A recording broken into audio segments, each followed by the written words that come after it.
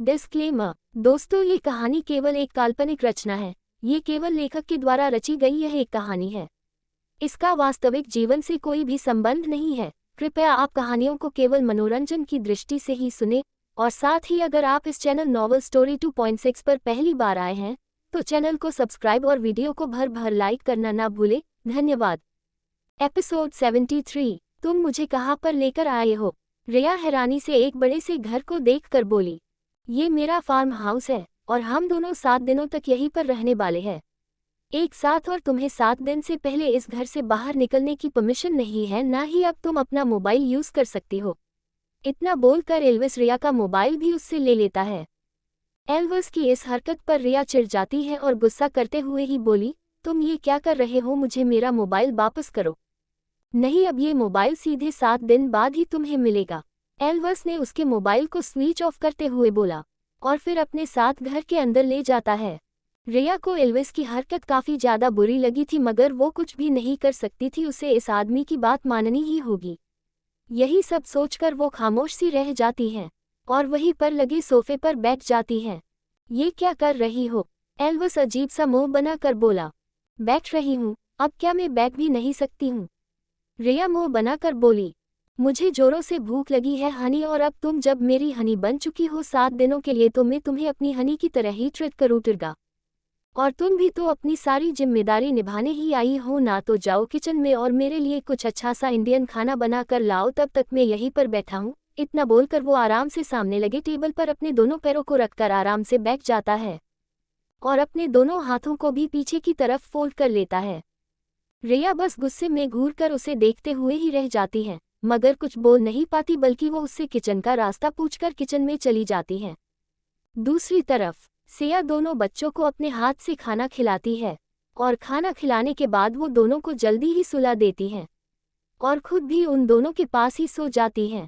उसे आज अच्छा नहीं लग रहा था। उसे अपने सीने में काफी तेज दर्द सा हो रहा था, साथ ही सर भी घूम रहा था। इसीलिए वो अपनी दवाई को निकाल कर खा लेती है। दवाई खाने के कुछ समय बाद ही उसे दर्द कम महसूस होता है, पर अब उसे नींद तेज आने लगती है और वो काफी गहरी नींद में चली जाती है। अभी रात काफी कम थी, मगर फिर भी वो तीनों ही सो जाते हैं। मगर सोने से पहले सिया एल्विस को एक मैसेज करना नहीं भूलती है, जिसमें उसने लिखी थी, क्या रिया तुम्हारे साथ है? अगर तुमने उसे अपने साथ ले गए हो तो प्लीज मेरी रिया का अच्छे से ध्यान रखना और उसे परेशान मत करना, वो काफी मासूम और भोली है। दूसरी तरफ एल्विस सिया के भेजे गए मैसेज को देखकर मुस्कुरा रहा था और सोचने लगता है, क्या सच में रिया इतनी मासूम और भोली है जितना सिया बोल रही है? एल्विस अपना मोबाइल बंद कर पेंट के पॉकेट में रख लेती है और कुछ ही देर में रिया खाना बनाकर लाती है, जिसमें उसने दाल, चावल, रोटी, सब्जी, खीर, कढ़ी बनाई थी। सारा खाना टेबल पर लगाने के बाद रिया एल्विस के पास आती है और उसे बड़े ही प्यार से मगर खींचाने तरीके से बोली, हनी डिनर रेडी है, चलो ना हम चलकर डिनर करते हैं, मुझे काफी जोरों से भूख लग रही है। जैसे ही रिया इस बात को बोलती है, ठीक वैसे ही एल्विस तो अपनी आंखों को बड़ी बड़ी कर रिया को ही देखने लगता है, और आज पहली बार रिया के मुंह से खुद के लिए हनी शब्द सुनकर एल्विस को एक अलग सी खुशी और एहसास दोनों ही होता है। इस समय एल्विस के पेट पर एक साथ काफी सारी तितलियां नाच रही थी। हनी फिर से बोलो जो तुमने कहा अभी, एल्विस बड़े ही प्यार से बोला। डिनर रेडी है, चलकर खा लेते हैं। नहीं, कुछ और भी बोला था तुमने। कुछ और? हाँ, मुझे जोरों की भूख लगी है। रिया जानबूझकर उसे परेशान करते हुए बोली। नहीं, उससे पहले। क्या? अच्छा ठीक है, तुम नहीं बोल रही ना तो ठीक है, मत बोलो। आज रात में डिनर नहीं बल्कि डिनर में तुम्हें खाने वाला हूँ। एल्विस डेविल मुस्कान लिए हुए बोला। जैसे ही रिया एल्विस की बात सुनती है वो डर जाती है और जल्दी से एल्विस के पास जाकर बोली, खाना खाओ सीधे से, तुम मुझे नहीं खा सकते हो और इसके बारे में सोचना भी नहीं समझे तुम। रिया गुस्से में बोली, मगर वो गुस्से एल्विस को रिया गुस्से में और भी ज्यादा प्यारी लगती है, मगर वो उसे कुछ भी नहीं बोलता है, बस उठकर डाइनिंग रूम में जाकर अपनी चेयर पर बैठ जाता है। रिया भी उसे खाना सर्व कर देती है और खुद भी बैठकर खाती है। एल्विस को खाना आज कुछ ज्यादा ही टेस्टी लग रहा था, क्योंकि वो पहली बार अपनी बीबी के हाथों से बना हुआ खाना जो खा रहा था, वो भी काफी सालों के बाद, और उसे वो खाना इतना ज्यादा टेस्टी लगता है कि 2 रोटी वो ज्यादा खा जाता है। दूसरी तरफ अलेक्जेंडर अपने घर में एकदम अकेला बैठा हुआ था। उसकी आंखों में काफी ज्यादा खालीपन था और उसके अंदर काफी ज्यादा खालीपन और सुनापन दोनों ही था। वो अपने कमरे की बालकनी में खड़ा बस खामोशी के साथ ही ऊपर दिख रहे उस चांद को देख रहा था। इस समय उसके चेहरे पर कोई भी भाव नहीं थे, ना ही किसी को पता था उसके अंदर क्या चल रहा है। वो बस एक टक चांद को देख रहा था, जैसे वो उस चांद से मन ही मन कुछ शिकायत कर रहा होगा। एल्विस, क्या तुम मुझसे कुछ दूरी बनाकर नहीं सो सकते हो? रिया एल्विस के हाथ को अपनी कमर से हटाते हुए बोली। मेरे हाथ अपनी सही जगह पर ही तो है हनी। एल्विस वापस अपने हाथ को उसकी कमर में डालकर बोला। देखो, तुम बस कमर में ही अपना हाथ रखना, मुझे इधर उधर छूना नहीं, मेरी बॉडी काफ़ी ज़्यादा सेंसिटिव है। और तुमने अगर मुझे यहाँ वहाँ टच किया तो मैं ये बोलते हुए ही वो अटक जाती है और उसे समझ नहीं आता है वो क्या बोले आगे। तो तुम अपना कंट्रोल खो दोगी और मुझे खाने लगोगी। एल्विस उसकी अधूरी बात पूरी करते हुए बोला। तुम ऐसी गंदी बातें मत करो मुझसे एल्विस, मुझे अजीब सा लग रहा है। रिया काफ़ी ज़्यादा बेचैन सी होते हुए बोली। एल्विस की करीबी उसे बहका रही थी और उसे उसकी बॉडी में कुछ पिघलता सा महसूस हो रहा था, और अगर ऐसा ही रहा तो वो खुद को भुलाकर एल्विस की बाहों में चली जाएगी, और अगर एक बार वो एल्विस की बाहों में गई तो खुद को रोक भी नहीं पाएगी और उसे प्यार करने लगेगी, वो प्यार जो सालों से उसके दिल में है। अंडस्को, तुम मुझे कहाँ पर लेकर आए हो? रिया हैरानी से एक बड़े से घर को देखकर बोली। ये मेरा फार्म हाउस है और हम दोनों 7 दिनों तक यहीं पर रहने वाले हैं एक साथ, और तुम्हें 7 दिन से पहले इस घर से बाहर निकलने की परमिशन नहीं है, ना ही अब तुम अपना मोबाइल यूज कर सकती हो। इतना बोलकर एल्विस रिया का मोबाइल भी उससे ले लेता है। एल्विस की इस हरकत पर रिया चिढ़ जाती है और गुस्सा करते हुए ही बोली, तुम ये क्या कर रहे हो? मुझे मेरा मोबाइल वापस करो। नहीं, अब ये मोबाइल सीधे 7 दिन बाद ही तुम्हें मिलेगा। एल्विस ने उसके मोबाइल को स्विच ऑफ करते हुए बोला और फिर अपने साथ घर के अंदर ले जाता है। रिया को एल्विस की हरकत काफ़ी ज़्यादा बुरी लगी थी, मगर वो कुछ भी नहीं कर सकती थी, उसे इस आदमी की बात माननी ही होगी। यही सब सोचकर वो खामोश सी रह जाती हैं और वहीं पर लगे सोफे पर बैठ जाती हैं। ये क्या कर रही हो? एल्विस अजीब सा मुंह बनाकर बोला। बैठ रही हूँ, अब क्या मैं बैठ भी नहीं सकती हूँ? रिया मुंह बनाकर बोली। मुझे जोरों से भूख लगी है हनी, और अब तुम जब मेरी हनी बन चुकी हो 7 दिनों के लिए तो मैं तुम्हें अपनी हनी की तरह ही ट्रीट करूँगा। और तुम भी तो अपनी सारी जिम्मेदारी निभाने ही आई हो ना, तो जाओ किचन में और मेरे लिए कुछ अच्छा सा इंडियन खाना बना कर लाओ, तब तक मैं यहीं पर बैठा हूँ। इतना बोलकर वो आराम से सामने लगे टेबल पर अपने दोनों पैरों को रखकर आराम से बैठ जाता है और अपने दोनों हाथों को भी पीछे की तरफ फोल्ड कर लेता है। रिया बस गुस्से में घूरकर उसे देखते हुए ही रह जाती है, मगर कुछ बोल नहीं पाती, बल्कि वो उससे किचन का रास्ता पूछकर किचन में चली जाती है। दूसरी तरफ सिया दोनों बच्चों को अपने हाथ से खाना खिलाती है और खाना खिलाने के बाद वो दोनों को जल्दी ही सुला देती है और खुद भी उन दोनों के पास ही सो जाती हैं। उसे आज अच्छा नहीं लग रहा था, उसे अपने सीने में काफ़ी तेज दर्द सा हो रहा था, साथ ही सर भी घूम रहा था। इसीलिए वो अपनी दवाई को निकाल कर खा लेती है। दवाई खाने के कुछ समय बाद ही उसे दर्द कम महसूस होता है, पर अब उसे नींद तेज आने लगती है और वो काफ़ी गहरी नींद में चली जाती है। अभी रात काफ़ी कम थी, मगर फिर भी वो तीनों ही सो जाते हैं। मगर सोने से पहले सिया एल्विस को एक मैसेज करना नहीं भूलती है, जिसमें उसने लिखी थी, क्या रिया तुम्हारे साथ है? अगर तुमने उसे अपने साथ ले गए हो तो प्लीज मेरी रिया का अच्छे से ध्यान रखना और उसे परेशान मत करना, वो काफ़ी मासूम और भोली है। दूसरी तरफ एल्विस सिया के भेजे गए मैसेज को देखकर मुस्कुरा रहा था और सोचने लगता है, क्या सच में रिया इतनी मासूम और भोली है जितना सिया बोल रही है? एल्विस अपना मोबाइल बंद कर पेंट के पॉकेट में रख लेती है और कुछ ही देर में रिया खाना बनाकर लाती है, जिसमें उसने दाल, चावल, रोटी, सब्जी, खीर, कढ़ी बनाई थी। सारा खाना टेबल पर लगाने के बाद रिया एल्विस के पास आती है और उसे बड़े ही प्यार से मगर खींचाने तरीके से बोली, हनी डिनर रेडी है, चलो ना हम चलकर डिनर करते हैं, मुझे काफ़ी जोरों से भूख लग रही है। जैसे ही रिया इस बात को बोलती है, ठीक वैसे ही एल्विस तो अपनी आंखों को बड़ी बड़ी कर रिया को ही देखने लगता है और आज पहली बार रिया के मुंह से खुद के लिए हनी शब्द सुनकर एल्विस को एक अलग सी खुशी और एहसास दोनों ही होता है। इस समय एल्विस के पेट पर एक साथ काफ़ी सारी तितलियां नाच रही थी। हनी फिर से बोलो जो तुमने कहा अभी, एल्विस बड़े ही प्यार से बोला। डिनर रेडी है, चलकर खा लेते हैं। नहीं, कुछ और भी बोला था तुमने? कुछ और? हाँ, मुझे जोरों की भूख लगी है, रिया जानबूझकर उसे परेशान करते हुए बोली। नहीं, उससे पहले क्या अच्छा ठीक है, तुम नहीं बोल रही ना तो ठीक है, मत बोलो, आज रात में डिनर नहीं बल्कि डिनर में तुम्हें खाने वाला हूँ। एल्विस डेविल मुस्कान लिए हुए बोला। जैसे ही रिया एल्विस की बात सुनती है वो डर जाती है और जल्दी से एल्विस के पास जाकर बोली, खाना खाओ सीधे से, तुम मुझे नहीं खा सकते हो और इसके बारे में सोचना भी नहीं समझे तुम। रिया गुस्से में बोली, मगर वो गुस्से। एल्विस को रिया गुस्से में और भी ज्यादा प्यारी लगती है, मगर वो उसे कुछ भी नहीं बोलता है, बस उठकर डाइनिंग रूम में जाकर अपनी चेयर पर बैठ जाता है। रिया भी उसे खाना सर्व कर देती है और खुद भी बैठकर खाती है। एल्विस को खाना आज कुछ ज्यादा ही टेस्टी लग रहा था क्योंकि वो पहली बार अपनी बीबी के हाथों से बना हुआ खाना जो खा रहा था, वो भी काफी सालों के बाद, और उसे वो खाना इतना ज्यादा टेस्टी लगता है कि 2 रोटी वो ज्यादा खा जाता है। दूसरी तरफ अलेक्जेंडर अपने घर में एकदम अकेला बैठा हुआ था। उसकी आंखों में काफी ज्यादा खालीपन था और उसके अंदर काफी ज्यादा खालीपन और सुनापन दोनों ही था। वो अपने कमरे की बालकनी में खड़ा बस खामोशी के साथ ही ऊपर दिख रहे उस चांद को देख रहा था।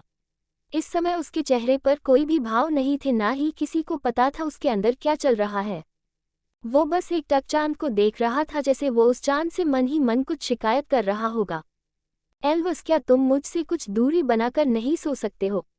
रिया एल्विस के हाथ को अपनी कमर से हटाते हुए बोली। मेरे हाथ अपनी सही जगह पर ही तो है हनी। एल्विस वापस अपने हाथ को उसकी कमर में डालकर बोला। देखो, तुम बस कमर में ही अपना हाथ रखना, मुझे इधर उधर छूना नहीं, मेरी बॉडी काफी ज्यादा सेंसिटिव है और तुमने अगर मुझे यहाँ वहाँ टच किया तो मैं ये बोलते हुए ही वो अटक जाती है और उसे समझ नहीं आता है वो क्या बोले आगे। तो तुम अपना कंट्रोल खो दोगी और मुझे खाने लगोगी। एल्विस उसकी अधूरी बात पूरी करते हुए बोला। तुम ऐसी गंदी बातें मत करो मुझसे एल्विस, मुझे अजीब सा लग रहा है। रिया काफी ज्यादा बेचैन सी होते हुए बोली।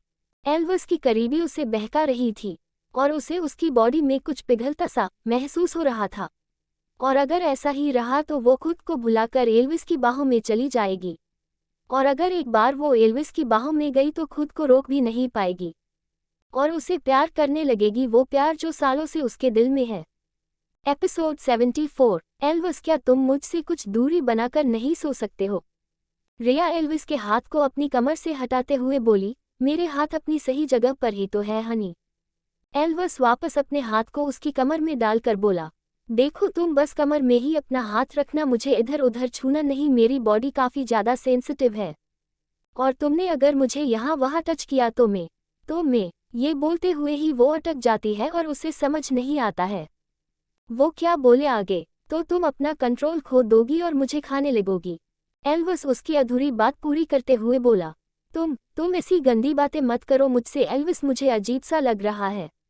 रिया काफी ज्यादा बेचैन सी होते हुए बोली। एल्विस की करीबी उसे बहका रही थी और उसे उसकी बॉडी में कुछ पिघलता सा महसूस हो रहा था, और अगर ऐसा ही रहा तो वो खुद को भुलाकर एल्विस की बाहों में चली जाएगी, और अगर एक बार वो एल्विस की बाहों में गई तो खुद को रोक भी नहीं पाएगी और उसे प्यार करने लगेगी, वो प्यार जो सालों से उसके दिल में है, वो प्यार जिसे उसने अपने अंदर ही छुपा रखा है, वो प्यार जिसे वो एल्विस के सामने जाहिर नहीं होने देना चाहती है, वो प्यार जिसे चाहकर भी वो कभी भी उस इंसान के सामने नहीं शो कर सकती है जिसे वो दिलो जान से प्यार करती है। क्या हुआ, तुम ऐसे अचानक से शांत क्यों हो गई? क्या तुम्हारे अंदर कुछ चल रहा है ऐसा जो तुम मेरे साथ मिलकर करना चाहती हो? एल्विस शरारती अंदाज में बोला। उद्धरण चिन्ह। देखो, तुम मुझे ऐसे परेशान मत करो, मुझे सच में काफी ज्यादा अजीब सा लग रहा है। रिया वापस से एल्विस से दूर जाने की कोशिश करते हुए बोली। मैंने तो कुछ भी नहीं किया हनी, तुम ऐसे मुझे ब्लेम नहीं कर सकती हो। मैं काफी ज्यादा शरीफ लड़का हूँ और मैं कभी भी कोई भी ऐसी वैसी हरकतें नहीं करता जिससे मेरी हनी को कोई भी प्रॉब्लम हो। उद्धरण चिन्ह। एल्विस मासूम सा फेस बनाकर बोला। तुम अपने हाथ को हटाओ, तुम्हारे हाथ मेरी बॉडी में फिसल रहे हैं। रिया ने बेचैन होते हुए बोला। उद्धरण चिन्ह। ठीक है, एक काम करते हैं, एल्विस ने सलाह दी। कैसा काम? रिया हैरान होकर बोली। उद्धरण चिन्ह। मैं तुम्हें परेशान नहीं करूँगा और आज के लिए मैं तुम्हें छूने वाला भी नहीं हूँ, मगर उसके बदले में तुम्हें मुझे कुछ देना होगा। एल्विस अपनी चमकती हुई आंखों से उसे देखकर बोला। उद्धरण चिन्ह। क्या मतलब है तुम्हारा? रिया परेशान सी बोली। उद्धरण चिन्ह। मतलब साफ है, तुमने ही कही थी तुम 7 दिनों तक पत्नी होने की सारी ड्यूटी पूरी करोगी। और मैं जो भी बोलूँगा उसे भी पूरा करोगी। मेरी किसी भी बात को तुम टालने वाली नहीं हो। तो फिर तुम अभी से अपनी पत्नी होने की ड्यूटी पूरी करो, या फिर कल रात तुम्हें अपने सारे कपड़ों को निकाल कर मेरे साथ सोना होगा। अगर तुम ऐसा करोगी तो मैं तुम्हें बिल्कुल भी परेशान नहीं करूँगा। मैं बस शांति से तुम्हें अपनी बाहों में भर कर सो जाऊंगा और हम कुछ भी नहीं करेंगे। अगर तुम्हें मेरी ये कंडीशन मंजूर है तो ठीक है, वरना मेरा मूड बदल रहा है। इतने सालों बाद तुम्हें ऐसे अपनी बाहों में देखकर एल्विस ने खुश होते हुए कहा। एल्विस की बात सुनकर रिया हैरान हो जाती है और उसी हैरानी में करवट बदलकर एल्विस की तरफ अपना चेहरा कर लेती है। अब वो और एल्विस दोनों ही एक दूसरे का सुंदर सा चेहरा देखने लगते हैं। तुम मेरे साथ कुछ भी नहीं कर सकते हो, रिया उसे घूरते हुए बोली। तो क्या तुम मुझे खुद के साथ कुछ भी करने से रोक सकती हो? एल्विस भी कहा। उद्धरण चिन्ह। तुम ना पागल हो? रिया गुस्से में गाल फुला कर बोली। हाँ पागल हूँ, मगर 7 दिन बाद हम दोनों के रास्ते पूरी तरह से अलग हो जाएंगे, और उसके बस ना ही तुम मुझे देख या मुझसे मिल पाओगी, और ना ही मैं इंडिया में रहने वाला हूँ। और हाँ, मैं अपने बेटे को अपने साथ लेकर चला जाऊंगा। एल्विस ने ये बात थोड़े गुस्से में बोली। एल्विस की बात सुनकर रिया की आंखें नम हो गई और उसने एल्विस की टी शर्ट पकड़कर उसे अपने एकदम करीब खींचकर अपनी आंसुओं से भीग रही आंखों से देखते हुए बोली, तुम शादी कर रहे हो तो फिर तुम क्यों मेरे बेटे को मुझसे दूर करना चाहते हो? तुम तो शादी के बाद जितने चाहो उतने बच्चे कर सकते हो। हे ना, मैं सही बोल रही हूँ। मगर मैं तो किसी और बच्चे को नहीं कर सकती हूँ। मेरे पास बस मेरा एक ही बेटा है, और मैं उसके साथ काफ़ी ज़्यादा खुश भी हूँ। तो तुम उसे मुझसे दूर मत करो। एल्विस रिया रोते हुए बोली। हाँ, मैं और बच्चे कर सकता हूँ, मगर मैं नहीं चाहता भव्य के अलावा भी मेरा कोई और बेटा हो और उसकी सौतेली माँ उसे परेशान करे।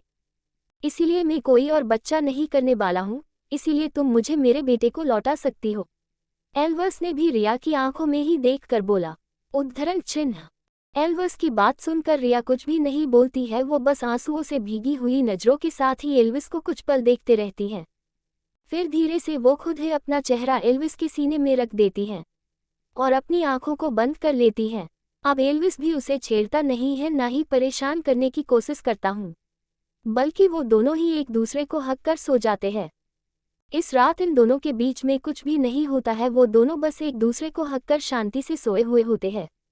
अगली सुबह सिया दोनों बच्चों को तैयार कर स्कूल छोड़ आती है, और फिर वो बाजार जाकर कुछ सब्जियां लेती हैं और कुछ सामान भी लेती है, जिसके बाद वो घर आकर बच्चों के लिए उनके फेवरेट कुकीज बनाने लगती हैं, ताकि बच्चे जब घर आए तो वो अपने फेवरेट कुकीज देखकर काफ़ी ज़्यादा खुश हो जाए। करीब 1 घंटे बाद सिया अपना काम खत्म कर अभी बेड पर जाकर बैठी ही थी, उतने में ही उसका बेड पर रखा मोबाइल बजने लगता है। मोबाइल की रिंग की आवाज़ सुनकर सिया मोबाइल देखती है, जिस पर आंसू और भव्य की टीचर का कॉल था। ये टीचर क्यों कॉल कर रही हैं? अभी तो लंच का समय भी नहीं हुआ है, तो छुट्टी तो काफ़ी समय बाद होने की है। क्या पता कोई काम होगा, तभी टीचर इतनी जल्दी में कॉल कर रही है। इतना सोचकर सिया कॉल रिसीव कर लेती है। हेलो, सिया बोली। मिस सिया, प्लीज़ जल्दी से सिटी हॉस्पिटल आ जाइए। आपकी बेटी आंसू, उसे सर पर काफ़ी गहरी चोट आई है और वो अभी सिटी हॉस्पिटल के ऑपरेशन रूम में है। दूसरी तरफ से टीचर की काफ़ी ज़्यादा डरी सहमी सी आवाज़ आई, मगर जैसे ही सिया ने टीचर की आवाज़ सुनी, उसके हाथ से उसका मोबाइल ही छूटकर नीचे ज़मीन पर गिर गया और उसकी आंखों से ढेर सारे आंसू किसी मोतियों की तरह बहने लगे, और वो धड़ाम की आवाज़ के साथ ही ज़मीन पर जा गिरी। मिस सिया, आप मेरी बात सुन रही हैं? टीचर अभी भी कॉल में बोल रही थी। सिया तो अपनी बेटी के ऑपरेशन रूम में होने की बात सुनकर सब कुछ भूल ही गई थी। उसे किसी भी बात का होश ही नहीं रहा था, मगर दूसरी तरफ से आ रही आवाज़ को सुनकर सिया अपने होश में आती है और जल्दी से अपना मोबाइल हाथ में पकड़कर तेजी से घर के बाहर निकल पड़ती है। सिया का दिल काफ़ी ज़्यादा घबरा रहा था। उसकी आंखों में डर और घबराहट दोनों ही देखी जा सकती थी। सिया बेचैन सी ऑटो में बैठी ऑटो ड्राइवर को बार बार तेज ऑटो चलाने के लिए बोल रही थी, और उसकी आंखों से बस लगातार आंसू बह रहे थे। करीब आधे घंटे बाद उसकी ऑटो हॉस्पिटल के बाहर आकर रुकती है, और सिया जल्दी से ऑटो से उतर उस ऑटो वाले को पैसे देकर हॉस्पिटल के अंदर भागती है, और टीचर को कॉल कर किस रूम में है और फ्लो में ये सब पूछकर भागी भागी उस तरफ जाती है। जब वो ऑपरेशन रूम के पास पहुंचती है तो उसे बाहर ही एक बेंच पर भव्य बैठा हुआ नजर आता है जो जोरों से रो रहा था और उसके सारे कपड़े खून से भीगे हुए थे। ये देखते ही सिया का दिल उसके मुंह को आ जाता है और वो रोते हुए ही भव्य के पास जाती है। मासी। भव्य रोते हुए ही सिया को देखता है और जल्दी से उसके पैरों से लिपट पड़ता है। मासी दिदू अंदर है, बहुत सारा खून बह रहा था दिदू का, वो ठीक तो हो जाएगी ना। ये बोलते हुए ही वो काफी जोरों से रो रहा था। तो सिया की आंखों के आंसू भी अपनी बेटी के बारे में जानकर तेज हो जाते हैं और उसका दिल काफी जोरों से दर्द करने लगता है। क्या हुआ मेरी बेटी को? वो तो स्कूल में थी ना, तो फिर उसके साथ कोई हादसा कैसे हो सकता है? आप सबके होते हुए मेरी बेटी को कुछ भी कैसे हो सकता है? सिया काफी बुरी तरह से रोते हुए ही गुस्से में अपने सामने खड़ी टीचर और प्रिंसिपल दोनों को ही देखकर बोली, मिस सिया, हमें भी नहीं पता क्या हुआ था। बच्चों ने हमें बताया कि आंसू और कुछ बच्चों के बीच लड़ाई हो गई और उसी लड़ाई में उन बच्चों ने आंसू को धक्का दे दिए और आंसू फर्स्ट फ्लोर से नीचे गिर गई। उस टीचर ने काफी ज्यादा डरते हुए बोली, फर्स्ट फ्लोर से गिर गई। इतना सुनते ही सिया को तो मानो को सदमा सा लग जाता है और वो बस आंसुओं से भीगी हुई नजरों में काफी ज्यादा गुस्सा लाकर चिल्लाते हुए बोली, आप सब इतने लापरवाह कैसे हो सकते हो? मैंने आपके स्कूल में अपनी बेटी का एडमिशन ये सोचकर करवाई थी कि मेरी बेटी आपके स्कूल में सेफ रहेगी, मगर आप लोगों के होते हुए मेरी बेटी के साथ इतना बड़ा हादसा हो गया और आप बोल रही हैं बच्चों की लड़ाई में बच्चों ने उसे गिरा दिए। उद्धरण चिन्ह। आप सब क्या कर रहे थे जब बच्चे लड़ रहे थे? मुझे मेरी बेटी सही सलामत चाहिए, जैसे मैंने उसे आपके पास छोड़कर गई थी। अगर मेरी बेटी को कुछ भी हुआ तो मैं आप सबकी जान ले लूंगी। सिया गुस्से में ही पागल सी होते हुए बोली, मिस सिया प्लीज आप शांत हो जाइए। प्रिंसिपल उसे शांत करवाने की कोशिश करते हुए बोला, शांत हो जाओ, ऐसे कैसे शांत हो जाओ? मेरी बेटी अंदर ऑपरेशन रूम में है, वो भी आप सबकी लापरवाही की वजह से, और आप लोग बोल रहे हो मैं शांत हो जाओ। ऐसे कैसे शांत हो जाओ मैं? सिया काफी बुरी तरह से रोते और चिल्लाते हुए बोली। उसकी बात सुनकर प्रिंसिपल को समझ नहीं आता वो क्या बोले, कैसे सिया को शांत करवाए। कोई भी कुछ भी बोल पाता उससे पहले ही ऑपरेशन रूम का डोर खुलता है और अंदर से डॉक्टर बाहर निकल कर आते हैं। डॉक्टर को देखते ही सिया जल्दी से उनके पास जाती है और रोते हुए ही उन्हें देखकर बोली, डॉक्टर मेरी बेटी वो कैसी है? उसे कुछ भी नहीं हुआ ना? वो ठीक है ना? क्या मैं अपनी बेटी को देख सकती हूँ? क्या मैं उससे मिल सकती हूँ? वो ठीक तो है ना? बोलो ना डॉक्टर, मेरी बेटी ठीक है ना? ये बोलते हुए ही सिया जोरों से बस रोए जा रही थी। उसकी आंखों के आंसू उसके अंदर के दर्द को साफ बता रहे थे। सिया की हालत देखकर और उसे रोते हुए देखकर डॉक्टर अपने चेहरे से अपना मास्क निकालते हैं और सिया को देखकर मायूस होते हुए बोले, देखिए मिस, पहले आप शांत हो जाइए और खुद को संभाल लीजिए। आपकी बेटी के सर पर काफी ज्यादा गहरी चोट आई है और इंटरनल ब्लीडिंग भी काफी ज्यादा हो रही है, जिसे किसी तरह से हमने रोक तो दिया है, मगर अभी भी उस बच्ची की जान की काफी बड़ा खतरा है। उसके ब्रेन की काफी सारी नसें ब्लॉक और डैमेज दोनों ही हो चुकी हैं और इन्फेक्शन के भी काफी ज्यादा चांस है और हम सब डॉक्टर को लगता है आपकी बेटी की जल्द से जल्द दूसरी सर्जरी करनी होगी। अगर आपकी बेटी की दूसरी सर्जरी नहीं हो पाई तो हमें नहीं लगता वो ज्यादा समय के लिए जी भी पाएगी और उसके मेंटल डिसेबल होने के 99% चांसेस है। डॉक्टर ने एक ही सांस में सब बोल डाला, मगर डॉक्टर की बात सुनकर सिया का तो दिल ही बैठा जा रहा था। उसे समझ ही नहीं आ रहा था उसकी छोटी सी मासूम सी बेटी जो सिर्फ अभी 4 साल की ही है, उसके साथ ऐसे इतना बड़ा हादसा कैसे हो सकता है? उसकी बेटी कभी भी किसी से लड़ती नहीं है, हमेशा शांत रहती है, तो ये सब क्या हो गया? सिया रो रही थी और उसे काफी ज्यादा डर लग रहा था। मिस क्या करना है, जल्दी सोचिए, आप अपनी बेटी की दूसरी सर्जरी करवाना चाहती हैं या? डॉक्टर वापस से बोले, क्या दूसरी सर्जरी से मेरी बेटी ठीक हो जाएगी? मैं करवाना चाहती हूँ दूसरी सर्जरी। ये बोलते हुए ही सिया डॉक्टर को देख रही थी। दूसरी सर्जरी से चांसेस है ठीक होने के, मगर साइड इफेक्ट क्या होंगे या नहीं होंगे ये बाद में ही पता चलेगा। आप जल्दी से ऑपरेशन फीस जमा करवा दीजिए, हम ऑपरेशन की तैयारी कर लेंगे। आपके पास बस 12 घंटे का समय है, इस बीच ही आपको पैसे जमा करने होंगे। तने कितने पैसे लगेंगे डॉक्टर? सिया अपनी कांपती हुई आवाज के साथ बोली, सर्जरी और हॉस्पिटल के बाकी सारे खर्चों को मिलाकर करीब 7 लाख रुपए लगेंगे। डॉक्टर ने कुछ हिसाब कर बोला, 7 लाख रुपए। ये सुनते ही सिया को तेज झटका लगा। एपिसोड 75। और वो डॉक्टर को ही देखने लगती हैं। आपके पास बस 12 घंटे का समय है, जितनी जल्दी हो सके उतनी जल्दी फीस जमा कर दो ताकि समय पर ऑपरेशन कर आपकी बेटी की जान बचा ली जाए। इतना बोलकर डॉक्टर तो वहां से चले जाते हैं, मगर सिया वो रोती हुई बस खड़ी ही रह जाती हैं। स्कूल की टीचर और प्रिंसिपल भी 7 लाख रुपए सुनकर कुछ नहीं बोल पाते हैं। वो लोग जानते थे हादसा उनके स्कूल में हुआ है, मगर फिर भी वो बस इसे एक हादसा बोलकर डाल सकते थे।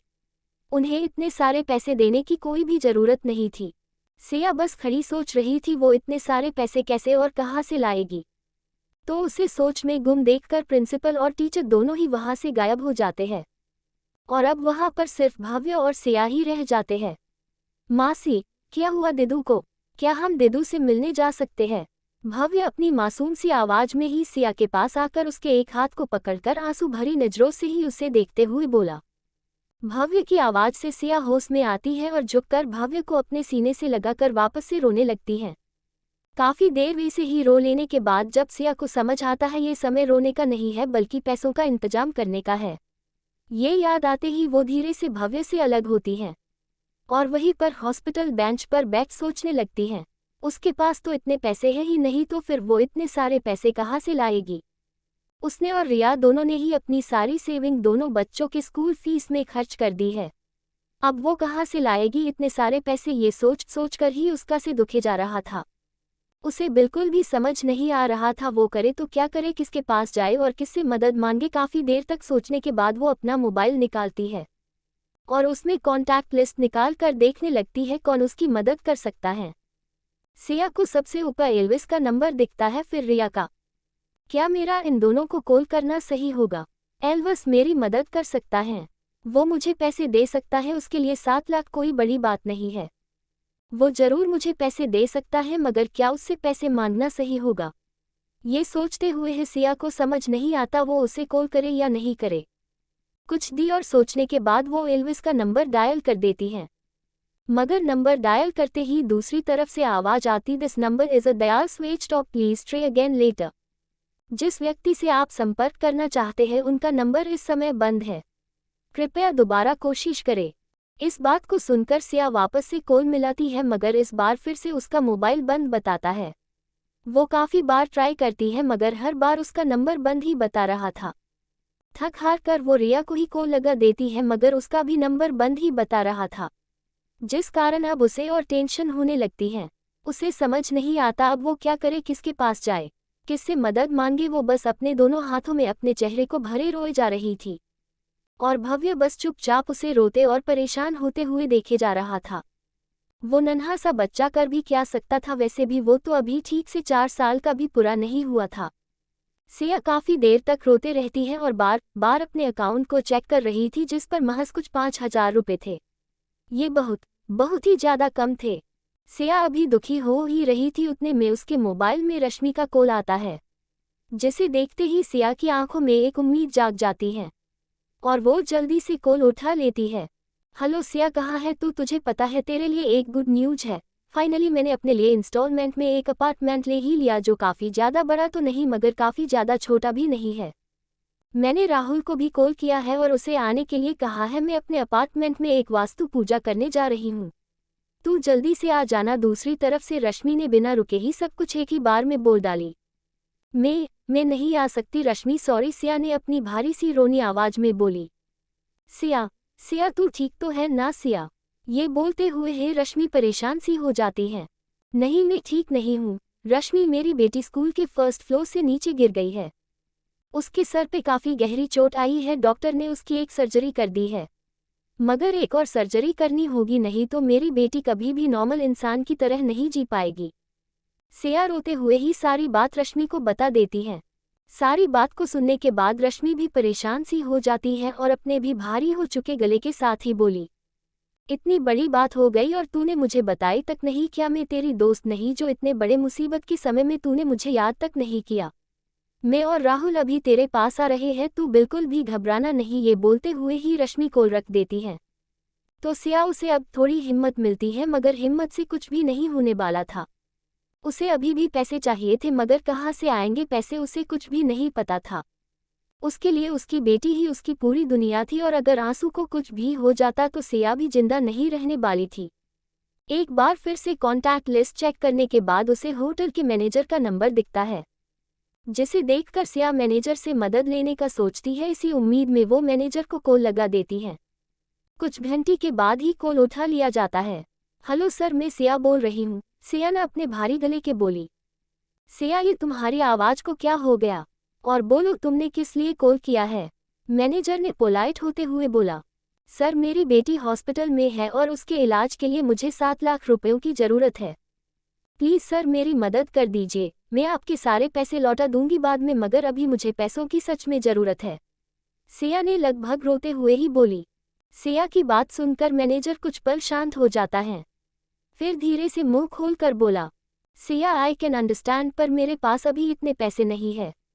मैंने अभी ही कुछ दिनों पहले नई बेंटले कार खरीदी है और उसमें ही मैंने अपनी सारी जमा पूंजी लगा दी है। मेरे पास अभी कुछ भी पैसे नहीं है। सॉरी सिया, मैं तुम्हारी मदद नहीं कर पाऊंगा, मैनेजर सच में काफ़ी गिल्ट फील करते हुए बोला। मैनेजर की बात सुनकर सिया की आंखें और भी ज़्यादा आंसू बहाने लगती हैं और वो कॉल कट कर देती है। उसकी एक लास्ट उम्मीद ने भी उसका साथ छोड़ दिया था और अब कोई भी ऐसा नहीं था जिसके पास जाकर वो मदद भी मांग सके। कुछ ही देर में वहां पर रश्मि और राहुल दोनों ही साथ में आ जाते हैं। सिया को देखते ही वो दोनों जल्दी से उसके पास आ जाते हैं। सिया, रश्मि उसके पास आते ही बोली। सिया ने भी अपनी आंसुओं से लाल हो चुकी आंखों के साथ ही रश्मि को देखी और उसके गले से लग गई। रश्मि के गले से लगते ही सिया और भी ज्यादा जोरों से रोने लगती है। मेरी बेटी रश्मि, वो अभी काफी ज्यादा छोटी है, वो बस 4 साल की ही है, उसे मैं खो नहीं सकती, मैं उसके बिना जी नहीं पाऊंगी, अगर उसे कुछ भी हो गया तो मैं अपने आप को माफ नहीं कर पाऊंगी।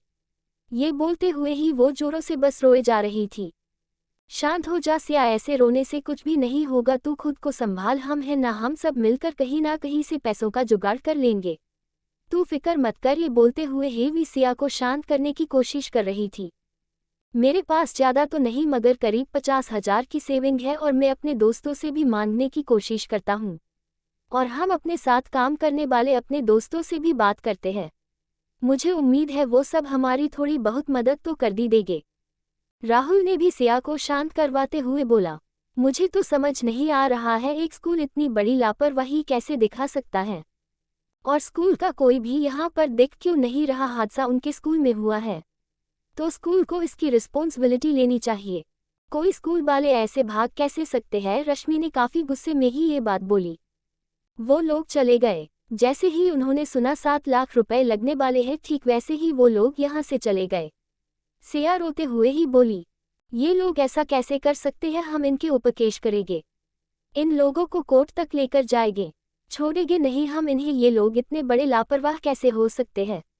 राहुल भी हल्के गुस्से में बोला। अभी इन सब बातों का कोई मतलब नहीं है, हमारे पास वैसे ही समय कम है, हमें कैसे भी रात से होने से पहले पैसे जमा करना ही होगा।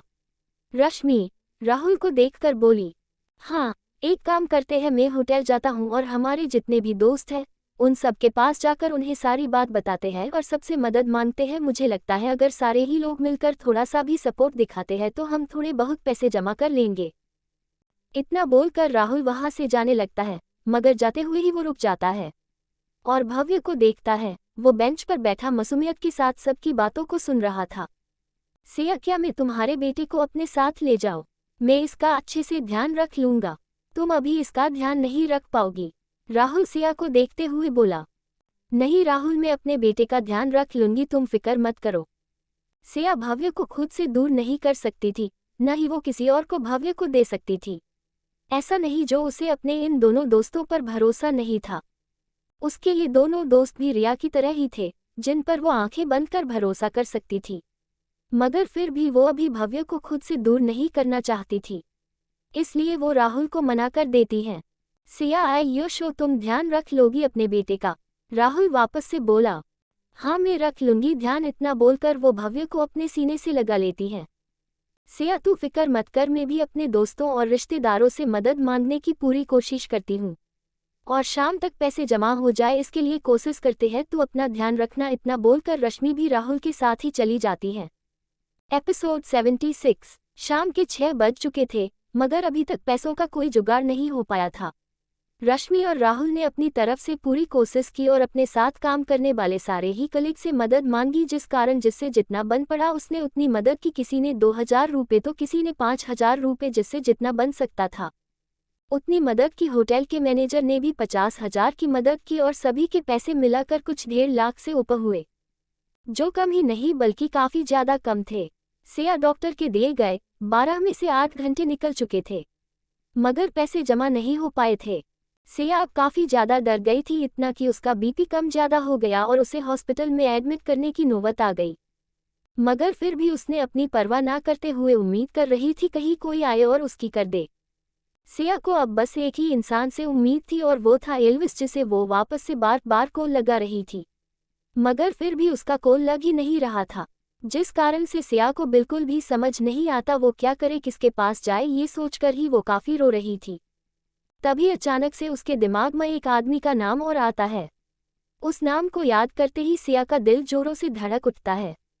दूसरी तरफ रिया और एल्विस दोनों ही एक दूसरे के साथ प्यार भरी नोकझोंक करते हुए एक साथ रह रहे थे। एल्विस एक भी मौका नहीं छोड़ रहा था रिया को परेशान करने का और वो जानबूझकर रिया को छेड़ता था, जिससे रिया गुस्सा करे, क्योंकि एल्विस को गुस्से में भरी रिया और भी ज़्यादा प्यारी लग रही थी। हनी, ज़रा अच्छे से मेरे कंधे को दबाऊं। ये क्या बच्चों की तरह मसाज दे रही हो? ज़रा अच्छे से मसाज दो। वे बोलते हुए ही वो सोफे पर आराम से बैठा हुआ था और उसके दोनों हाथों सोफे के ऊपर थे और वो आराम से बैठा हुआ था। मुझे कोई मसाज करनी या देनी नहीं आती है, और अगर तुम्हें इतनी ही मसाज लेने का शौक लगा हुआ है तो एक काम करो, तुम किसी पार्लर या फिर स्पा में चले जाओ और वहां पर जाकर करवा लेना अपनी फुल बॉडी मसाज। इतना बोलते ही रिया काफ़ी जोर से अपने नाखून एल्विस के कंधे पर गड़ा देती है। आउच, ये क्या कर रही हो तुम? एल्विस जोर से चिल्लाते हुए बोला। क्या कर रही मतलब? तुम्हें ही तो शौक है ना मसाज करवाने का, तो मैं बस वही कर रही जो तुम चाहते हो। रिया काफ़ी ज़्यादा मासूमियत के साथ ही बोली। हनी, तुम्हें बिल्कुल भी मसाज देनी नहीं आती है, आओ मैं दिखाता हूँ कैसे किया जाता है। इतना बोलते ही वो रिया का हाथ पकड़ उसे पीछे से सामने की तरफ ऐसे खींच लेता है जैसे वो कोई खिलौना है, और रिया आगे कुछ भी समझ पाती उससे पहले ही एल्विस उसे बैग पर लिटा देता है और खुद उसके ऊपर आ जाता है और रिया के नाजुक से बदन को अपने भारी भरकम वजन के नीचे दबा देता है। तुम गुंडे कहीं के क्या कर रहे हो? नीचे हटो। रिया गुस्से में ही एल्विस को खुद से दूर भगाते हुए बोली। Honey, I am your husband और यू आर माई हनी। तो तुम्हें नहीं लगता है हम दोनों का साथ में होना गलत नहीं है, और तुम क्यों इस पल को बेस्ट कर रही हो? ये पल बाद में नहीं लौट कर आने वाले हैं। वैसे भी तुम तो डिवोर्स चाहती हो ना, तो मैं भी तुम्हें डिवोर्स देने के लिए रेडी हूँ। तो क्या ये बचे हुए कुछ दिन तुम मेरे साथ में शांति से नहीं रह सकती हो? एल्विस काफ़ी सोच समझकर इस बात को बोला। एल्विस की बात को सुनकर रिया खामोश सी हो जाती है और सोचने लगती है, एल्विस सही ही तो बोल रहा है, बाद में ये पल लौट कर नहीं आने वाले हैं। तो वो क्यों इन लम्हों को बेस्ट कर रही है? बचे हुए दिनों में वो अपने पति के साथ उतना तो जी ही सकती थी जितना वो चाहती है। ये सोचकर वो एल्विस की आंखों में देखने लगती है, जहां उसे अपने लिए सिर्फ और सिर्फ प्यार ही प्यार नजर आ रहा था। उस प्यार को देखकर वो खुश को रोक ही नहीं पाती है और खुद ही एल्विस के होठों पर किस कर देती है। एल्विस वो तो रिया के इस तरह से किस करते ही हैरान हो जाता है, मगर फिर वो भी होश में आकर रिया का उस किस में पूरी तरह से साथ देने लगता है। वो दोनों ही पैशनेटली एक दूसरे को किस किए जा रहे थे। रिया ने अपने एक हाथ को एल्विस की पीठ और दूसरे को उसके बालों में डाल रखा था, तो एल्विस के हाथ धीरे धीरे रिया के बदन पर फिसल रहे थे और किस करते हुए ही उसने अपने एक हाथ को रिया की टी शर्ट के अंदर डाल दिया था, जो रिया चेस्ट तक पहुंच चुके थे। रिया तो एल्विस की उस किस में ही अपना सारा कंट्रोल खो चुकी थी और ऊपर से एल्विस का इस तरह से छूना पूरी तरह से उसे पागल बना रहा था। कुछ देर लंबी किस करने के बाद दोनों ही एक दूसरे से अलग होते हैं और दोनों ही गहरी लंबी सांसें लेने लगते हैं और वापस से दोनों एक दूसरे को किस करते हुए ही सालों बाद एक दूसरे को पूरी तरह से पाने के लिए पागल से हो रहे थे। और लास्ट उन दोनों की ही मर्जी से वो दोनों सालों बाद एक दूसरे के हो ही जाते हैं पूरी तरह से। दूसरी तरफ सिया एक टैक्सी में बैठी हुई थी और उसी के साथ भव्य भी था, जिसे उसने अपने सीने से लगा कर रखी थी। वो बस यही सोच रही थी क्या उसे उस इंसान से मदद लेनी चाहिए या नहीं, पर अब उसके पास कोई भी रास्ता नहीं बचा था, जिस कारण उसे मजबूर होकर उस आदमी के पास जाना पड़ रहा था जिसके पास वो कभी जाना भी नहीं चाहती थी। कुछ ही देर में उसकी टैक्सी एक बड़े से विला के बाहर रुकती है तो सिया जल्दी से बाहर निकलकर भव्य को भी बाहर निकालती है और टैक्सी वाले को पैसे देकर वो विला के अंदर चली जाती है। अलेक्जेंडर अपने घर में एकदम अकेला उदास सा था, तभी उसके कानों में डोर बेल के बजने की आवाज़ आती है, जिसे सुनते ही वो हैरान होकर डोर खोलने जाता है और सोचने लगता है इस समय उसके घर में कौन हो सकता है जो इतनी रात में उसके पास आ सकता है। जहाँ तक तो उसे याद था एल्विस कहीं और ही था, वो भी रिया के साथ, तो फिर ये किसने डोर बेल बजा दी। यही सब सोचते हुए ही वो डोर के पास जाकर डोर खोल देता है, मगर जैसे ही वो डोर खोलता है तो अपने सामने खड़े इंसान को देखकर हैरान हो जाता है। अंडस्को शाम के 6 बज चुके थे, मगर अभी तक पैसों का कोई जुगाड़ नहीं हो पाया था। रश्मि और राहुल ने अपनी तरफ से पूरी कोशिश की और अपने साथ काम करने वाले सारे ही कलीग से मदद मांगी, जिस कारण जिससे जितना बन पड़ा उसने उतनी मदद की। किसी ने 2000 रुपये तो किसी ने 5000 रुपये, जिससे जितना बन सकता था उतनी मदद की। होटल के मैनेजर ने भी 50,000 की मदद की और सभी के पैसे मिलाकर कुछ 1.5 लाख से ऊपर हुए, जो कम ही नहीं बल्कि काफ़ी ज़्यादा कम थे। सिया डॉक्टर के दिए गए 12 में से 8 घंटे निकल चुके थे, मगर पैसे जमा नहीं हो पाए थे। सिया अब काफ़ी ज़्यादा डर गई थी, इतना कि उसका बीपी कम ज़्यादा हो गया और उसे हॉस्पिटल में एडमिट करने की नौबत आ गई। मगर फिर भी उसने अपनी परवाह ना करते हुए उम्मीद कर रही थी कहीं कोई आए और उसकी कर दे। सिया को अब बस एक ही इंसान से उम्मीद थी और वो था एल्विस, जिसे वो वापस से बार बार कॉल लगा रही थी, मगर फिर भी उसका कॉल लग ही नहीं रहा था, जिस कारण से सिया को बिल्कुल भी समझ नहीं आता वो क्या करे, किसके पास जाए। ये सोचकर ही वो काफ़ी रो रही थी। तभी अचानक से उसके दिमाग में एक आदमी का नाम और आता है। उस नाम को याद करते ही सिया का दिल जोरों से धड़क उठता है। दूसरी तरफ रिया और एल्विस दोनों ही एक दूसरे के साथ प्यार भरी नोकझोंक करते हुए एक साथ रह रहे थे। एल्विस एक भी मौका नहीं छोड़ रहा था रिया को परेशान करने का, और वो जानबूझकर रिया को छेड़ता था, जिससे रिया गुस्सा करे, क्योंकि एल्विस को गुस्से में भरी रिया और भी ज़्यादा प्यारी लग रही थी। हनी, ज़रा अच्छे से मेरे कंधे को दबाऊं। ये क्या बच्चों की तरह मसाज दे रही हो?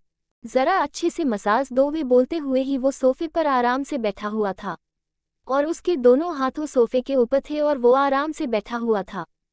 मुझे कोई मसाज करनी या देनी नहीं आती है, और अगर तुम्हें इतनी ही मसाज लेने का शौक लगा हुआ है तो एक काम करो, तुम किसी पार्लर या फिर स्पा में चले जाओ और वहां पर जाकर करवा लेना अपनी फुल बॉडी मसाज। इतना बोलते ही रिया काफ़ी जोर से अपने नाखून एल्विस के कंधे पर गड़ा देती है। आउच, ये क्या कर रही हो तुम? एल्विस जोर से चिल्लाते हुए बोला। क्या कर रही मतलब? तुम्हें ही तो शौक है ना मसाज करवाने का, तो मैं बस वही कर रही जो तुम चाहते हो। रिया काफ़ी ज़्यादा मासूमियत के साथ ही बोली। हनी, तुम्हें बिल्कुल भी मसाज देनी नहीं आती है, आओ मैं दिखाता हूँ कैसे किया जाता है। इतना बोलते ही वो रिया का हाथ पकड़ उसे पीछे से सामने की तरफ ऐसे खींच लेता है जैसे वो कोई खिलौना है, और रिया आगे कुछ भी समझ पाती उससे पहले ही एल्विस उसे बैग पर लिटा देता है और खुद उसके ऊपर आ जाता है और रिया के नाजुक से बदन को अपने भारी भरकम वजन के नीचे दबा देता है। तुम गुंडे कहीं के क्या कर रहे हो? नीचे हटो। रिया गुस्से में ही एल्विस को खुद से दूर भगाते हुए बोली। Honey, I am your husband और यू आर माई हनी। तो तुम्हें नहीं लगता है हम दोनों का साथ में होना गलत नहीं है, और तुम क्यों इस पल को बेस्ट कर रही हो? ये पल बाद में नहीं लौट कर आने वाले हैं। वैसे भी तुम तो डिवोर्स चाहती हो ना, तो मैं भी तुम्हें डिवोर्स देने के लिए रेडी हूँ। तो क्या ये बचे हुए कुछ दिन तुम मेरे साथ में शांति से नहीं रह सकती हो? एल्विस काफ़ी सोच समझकर इस बात को बोला। एल्विस की बात को सुनकर रिया खामोश सी हो जाती है और सोचने लगती है, एल्विस सही ही तो बोल रहा है, बाद में ये पल लौट कर नहीं आने वाले हैं, तो वो क्यों इन लम्हों को व्यस्त कर रही है? बचे हुए दिनों में वो अपने पति के साथ उतना तो जी ही सकती थी जितना वो चाहती है। ये सोचकर वो एल्विस की आंखों में देखने लगती है, जहां उसे अपने लिए सिर्फ और सिर्फ प्यार ही प्यार नजर आ रहा था। उस प्यार को देखकर वो खुश को रोक ही नहीं पाती है और खुद ही एल्विस के होठों पर किस कर देती है। एल्विस वो तो रिया के इस तरह से किस करते ही हैरान हो जाता है, मगर फिर वो भी होश में आकर रिया का उस किस में पूरी तरह से साथ देने लगता है। वो दोनों ही पैशनेटली एक दूसरे को किस किए जा रहे थे। रिया ने अपने एक हाथ को एल्विस की पीठ और दूसरे को उसके बालों में डाल रखा था, तो एल्विस के हाथ धीरे धीरे रिया के बदन पर फिसल रहे थे, और किस करते हुए ही उसने अपने एक हाथ को रिया की टी शर्ट के अंदर डाल दिया था, जो रिया चेस्ट तक पहुंच चुके थे। रिया तो एल्विस की उस किस में ही अपना सारा कंट्रोल खो चुकी थी। और ऊपर से एल्विस का इस तरह से छूना पूरी तरह से उसे पागल बना रहा था। कुछ देर लंबी किस करने के बाद दोनों ही एक दूसरे से अलग होते हैं और दोनों ही गहरी लंबी सांसें लेने लगते हैं और वापस से दोनों एक दूसरे को किस करते हुए ही सालों बाद एक दूसरे को पूरी तरह से पाने के लिए पागल से हो रहे थे। और लास्ट उन दोनों की ही मर्जी से वो दोनों सालों बाद एक दूसरे के हो ही जाते हैं पूरी तरह से। दूसरी तरफ सिया एक टैक्सी में बैठी हुई थी और उसी के साथ भव्य भी था, जिसे उसने अपने सीने से लगा कर रखी थी। वो बस यही सोच रही थी क्या उसे उस इंसान से मदद लेनी चाहिए या नहीं, पर अब उसके पास कोई भी रास्ता नहीं बचा था, जिस कारण उसे मजबूर होकर उस आदमी के पास जाना पड़ रहा था जिसके पास वो कभी जाना भी नहीं चाहती थी। कुछ ही देर में उसकी टैक्सी एक बड़े से विला के बाहर रुकती है तो सिया जल्दी से बाहर निकलकर भव्य को भी बाहर निकालती है और टैक्सी वाले को पैसे देकर वो विला के अंदर चली जाती है। अलेक्जेंडर अपने घर में एकदम अकेला उदास सा था, तभी उसके कानों में डोरबेल के बजने की आवाज आती है, जिसे सुनते ही वो हैरान होकर डोर खोलने जाता है और सोचने लगता है इस समय उसके घर में कौन हो सकता है जो इतनी रात में उसके पास आ सकता है। जहाँ तक तो उसे याद था एल्विस कहीं और ही था, वो भी रिया के साथ, तो फिर ये किसने डोरबेल बजा दी। यही सब सोचते हुए ही वो डोर के पास जाकर डोर खोल देता है, मगर जैसे ही वो डोर खोलता है तो अपने सामने खड़े इंसान को देखकर हैरान हो जाता है। एपिसोड 77। दूसरी तरफ सिया एक टैक्सी में बैठी हुई थी और उसी के साथ भव्य भी था, जिसे उसने अपने सीने से लगा कर रखी थी। वो बस यही सोच रही थी क्या उसे उस इंसान से मदद लेनी चाहिए या नहीं, पर अब उसके पास कोई भी रास्ता नहीं बचा था, जिस कारण उसे मजबूर होकर उस आदमी के पास जाना पड़ रहा था जिसके पास वो कभी जाना भी नहीं चाहती थी। कुछ ही देर में उसकी टैक्सी एक बड़े से विला के बाहर रुकती है तो सिया जल्दी से बाहर निकलकर भव्य को भी बाहर निकालती है और टैक्सी वाले को पैसे देकर वो विला के अंदर चली जाती है। अलेक्जेंडर अपने घर में एकदम अकेला उदास सा था, तभी उसके कानों में डोरबेल के बजने की आवाज आती है, जिसे सुनते ही वो हैरान होकर डोर खोलने जाता है और सोचने लगता है इस समय उसके घर में कौन हो सकता है जो इतनी रात में उसके पास आ सकता है। जहाँ तक तो उसे याद था एल्विस कहीं और ही था, वो भी रिया के साथ, तो फिर ये किसने डोरबेल बजा दी। यही सब सोचते हुए ही वो डोर के पास जाकर डोर खोल देता है, मगर जैसे ही वो डोर खोलता है तो अपने सामने खड़े इंसान को देखकर उसकी आंखें एकदम हैरान हो जाता है और वो उसी हैरानी से अपने सामने खड़ी सिया को देखने लगती है। भव्य भी अपने सामने खड़े उस हैंडसम से आदमी को देख रहा था जो उसकी मासी को घूर घूर कर हैरान नजरों से देख रहा था। सिया, तुम इस समय यहाँ पर सब ठीक तो है ना? अलेक्जेंडर अपने होश में वापस आते हुए सिया को देखकर बोला। अलेक्जेंडर की बात सुनकर सिया की आंखों के रुक चुके आंसू वापस से बहने लगते हैं और वो खुद को रोने से रोकने की काफी ज्यादा कोशिश करने लगती है। क्या हुआ सिया, तुम इस तरह से रो क्यों रही हो? अंदर आओ पहले, उसके बाद हम बैठकर बात करते हैं। इतना बोलते हुए ही उसकी नज़र भव्य पर जाती है, जो सेम टू सेम अपने पिता की ही कार्बन कॉपी था, जिसे देखकर अलेक्जेंडर खुद को रोक ही नहीं पाता है और झुककर भव्य को अपनी गोद में उठा लेता है। भव्य भी उसका कोई विरोध नहीं करता है और अपनी दोनों नन्ही बाहें अलेक्जेंडर के गले में लपेट देता है।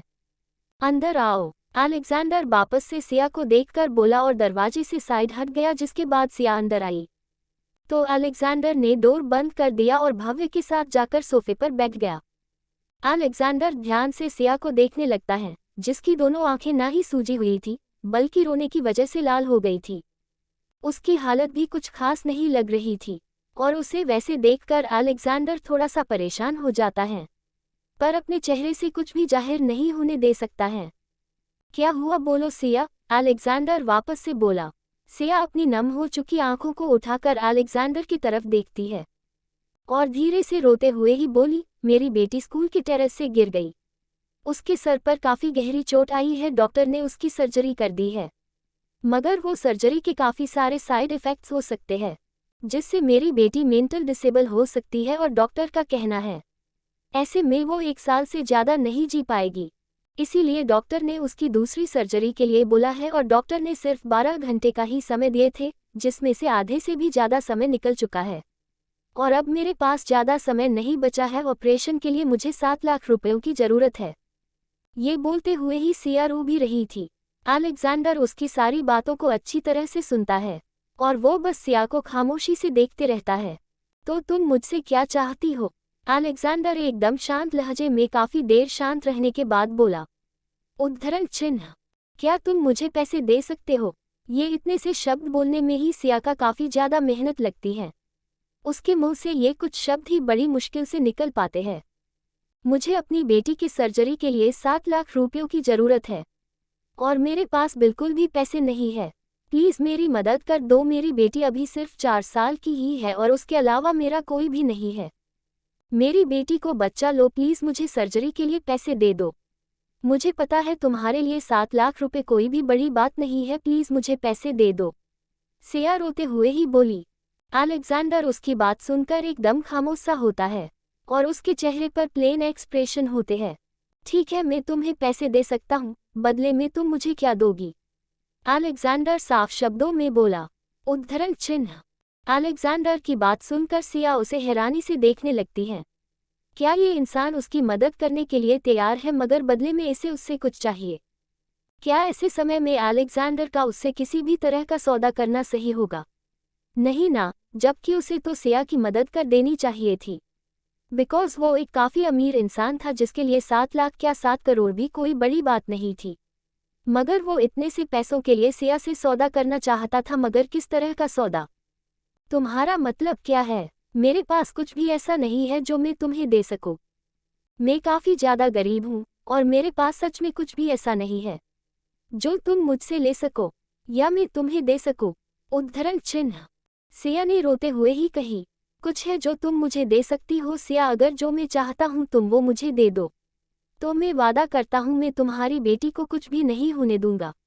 मैं उसे बचा लूंगा। अलेक्जेंडर अपनी बात पर कायम होते हुए ही बोला। तुम क्या चाहते हो मुझसे? सिया ने रोते हुए ही कहा। उद्धरण चिन्ह। मुझसे शादी कर लो सिया, अलेक्जेंडर ने साफ शब्दों में साफ साफ कहा। मगर अलेक्जेंडर की बात सुनकर सिया को मानो कोई जोर का झटका ही लगा हो और वो अपनी जगह पर जमी बस अलेक्जेंडर को ही हैरानी से देखने लगी। क्या तुम वापस से मेरे साथ सोना चाहते हो? अगर तुम मेरे साथ सोना ही चाहते हो तो मैं तुम्हें पहले ही बता दूं, मेरे अंदर कुछ भी ऐसा नहीं है जो तुम्हें किसी भी तरह का कोई भी सुख दे सके। मेरी हालत ऐसी नहीं है जो मैं तुम्हें खुश भी कर सकूं या किसी तरह का कोई भी सुख दे सकूं। मेरी हालत देखकर तुम्हें लगता है मैं ये सब करने के काबिल भी हूँ? अगर तुम बोलो तो मैं अपनी सारी जिंदगी तुम्हारी गुलामी करने के लिए तैयार हूँ। तुम बोलो तो मैं अपनी सारी जिंदगी तुम्हारी गुलाम बनकर रहने के लिए तैयार हूँ। तुम जो बोलो मैं वो आंख बंद कर मानने के लिए तैयार हूँ। अगर तुम दिन को भी रात कहो तो मैं भी रात ही समझने के लिए तैयार हूँ। मगर मेरी बेटी को बचा लो। सिया अपने घुटनों में बैठकर दोनों हाथों को जोड़कर बोली।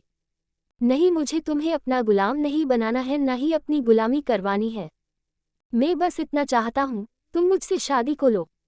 तो बताओ, क्या तुम अपनी बेटी की जान बचाने के लिए मुझसे शादी करोगी? हाँ या ना में जवाब दे सकती हो तुम, या फिर यहाँ से जा सकती हो। अलेक्जेंडर ने ये सब कुछ बिना किसी भाव के ऐसे कहा जैसे उसे सिया से कोई मतलब ही ना हो। अलेक्जेंडर की बात सुनकर सिया के आंसू और भी तेजी से बहने लगते हैं और उसे समझ नहीं आता वो क्या करे। एक तरफ उसकी बेटी मौत के मुंह में थी और दूसरी तरफ ये इंसान इस मौके का अच्छा फायदा उठाना चाहता था। मगर सिया के पास आगे कुछ भी सोचने के लिए जरा सा भी समय नहीं था, इसीलिए वो हार मानकर रोते हुए ही बोली, ठीक है, मुझे तुम्हारी शर्त मंजूर है, मैं तुमसे शादी करने के लिए तैयार हूँ। इतना बोलते ही वो रोने लगती है। सिया की हाँ सुनते ही अलेक्जेंडर सिया के पास जाकर उसे उसके कंधों से पकड़कर उठाते हुए ही बोला, ठीक है चलो। उद्धरण चिन्ह। हम शादी करेंगे और तुम्हारी बेटी उसे भी बचा लेंगे। इतना बोल वो सिया को उठा लेता है। तुम सच में मेरी बेटी की सर्जरी के लिए पैसे देने को तैयार हो? सिया ने अपनी आंसुओं से भीगी हुई आंखों से अलेक्जेंडर को देखते हुए बोली, हाँ, जब तुम मेरे साथ शादी करने के लिए तैयार हो तो मैं भी तुम्हारी बेटी के इलाज के लिए पैसे देने को तैयार हूँ। इतना बोल वो सिया को खड़ा करता है और अपना मोबाइल निकालकर उसमें करीब 2 मिनट तक कुछ टाइप करता है और उसे सेंड कर वापस से सिया को देखने लगता है। सिया भी आंसुओं से भीगी सूज चुकी नजरों से उसे ही देख रही थी।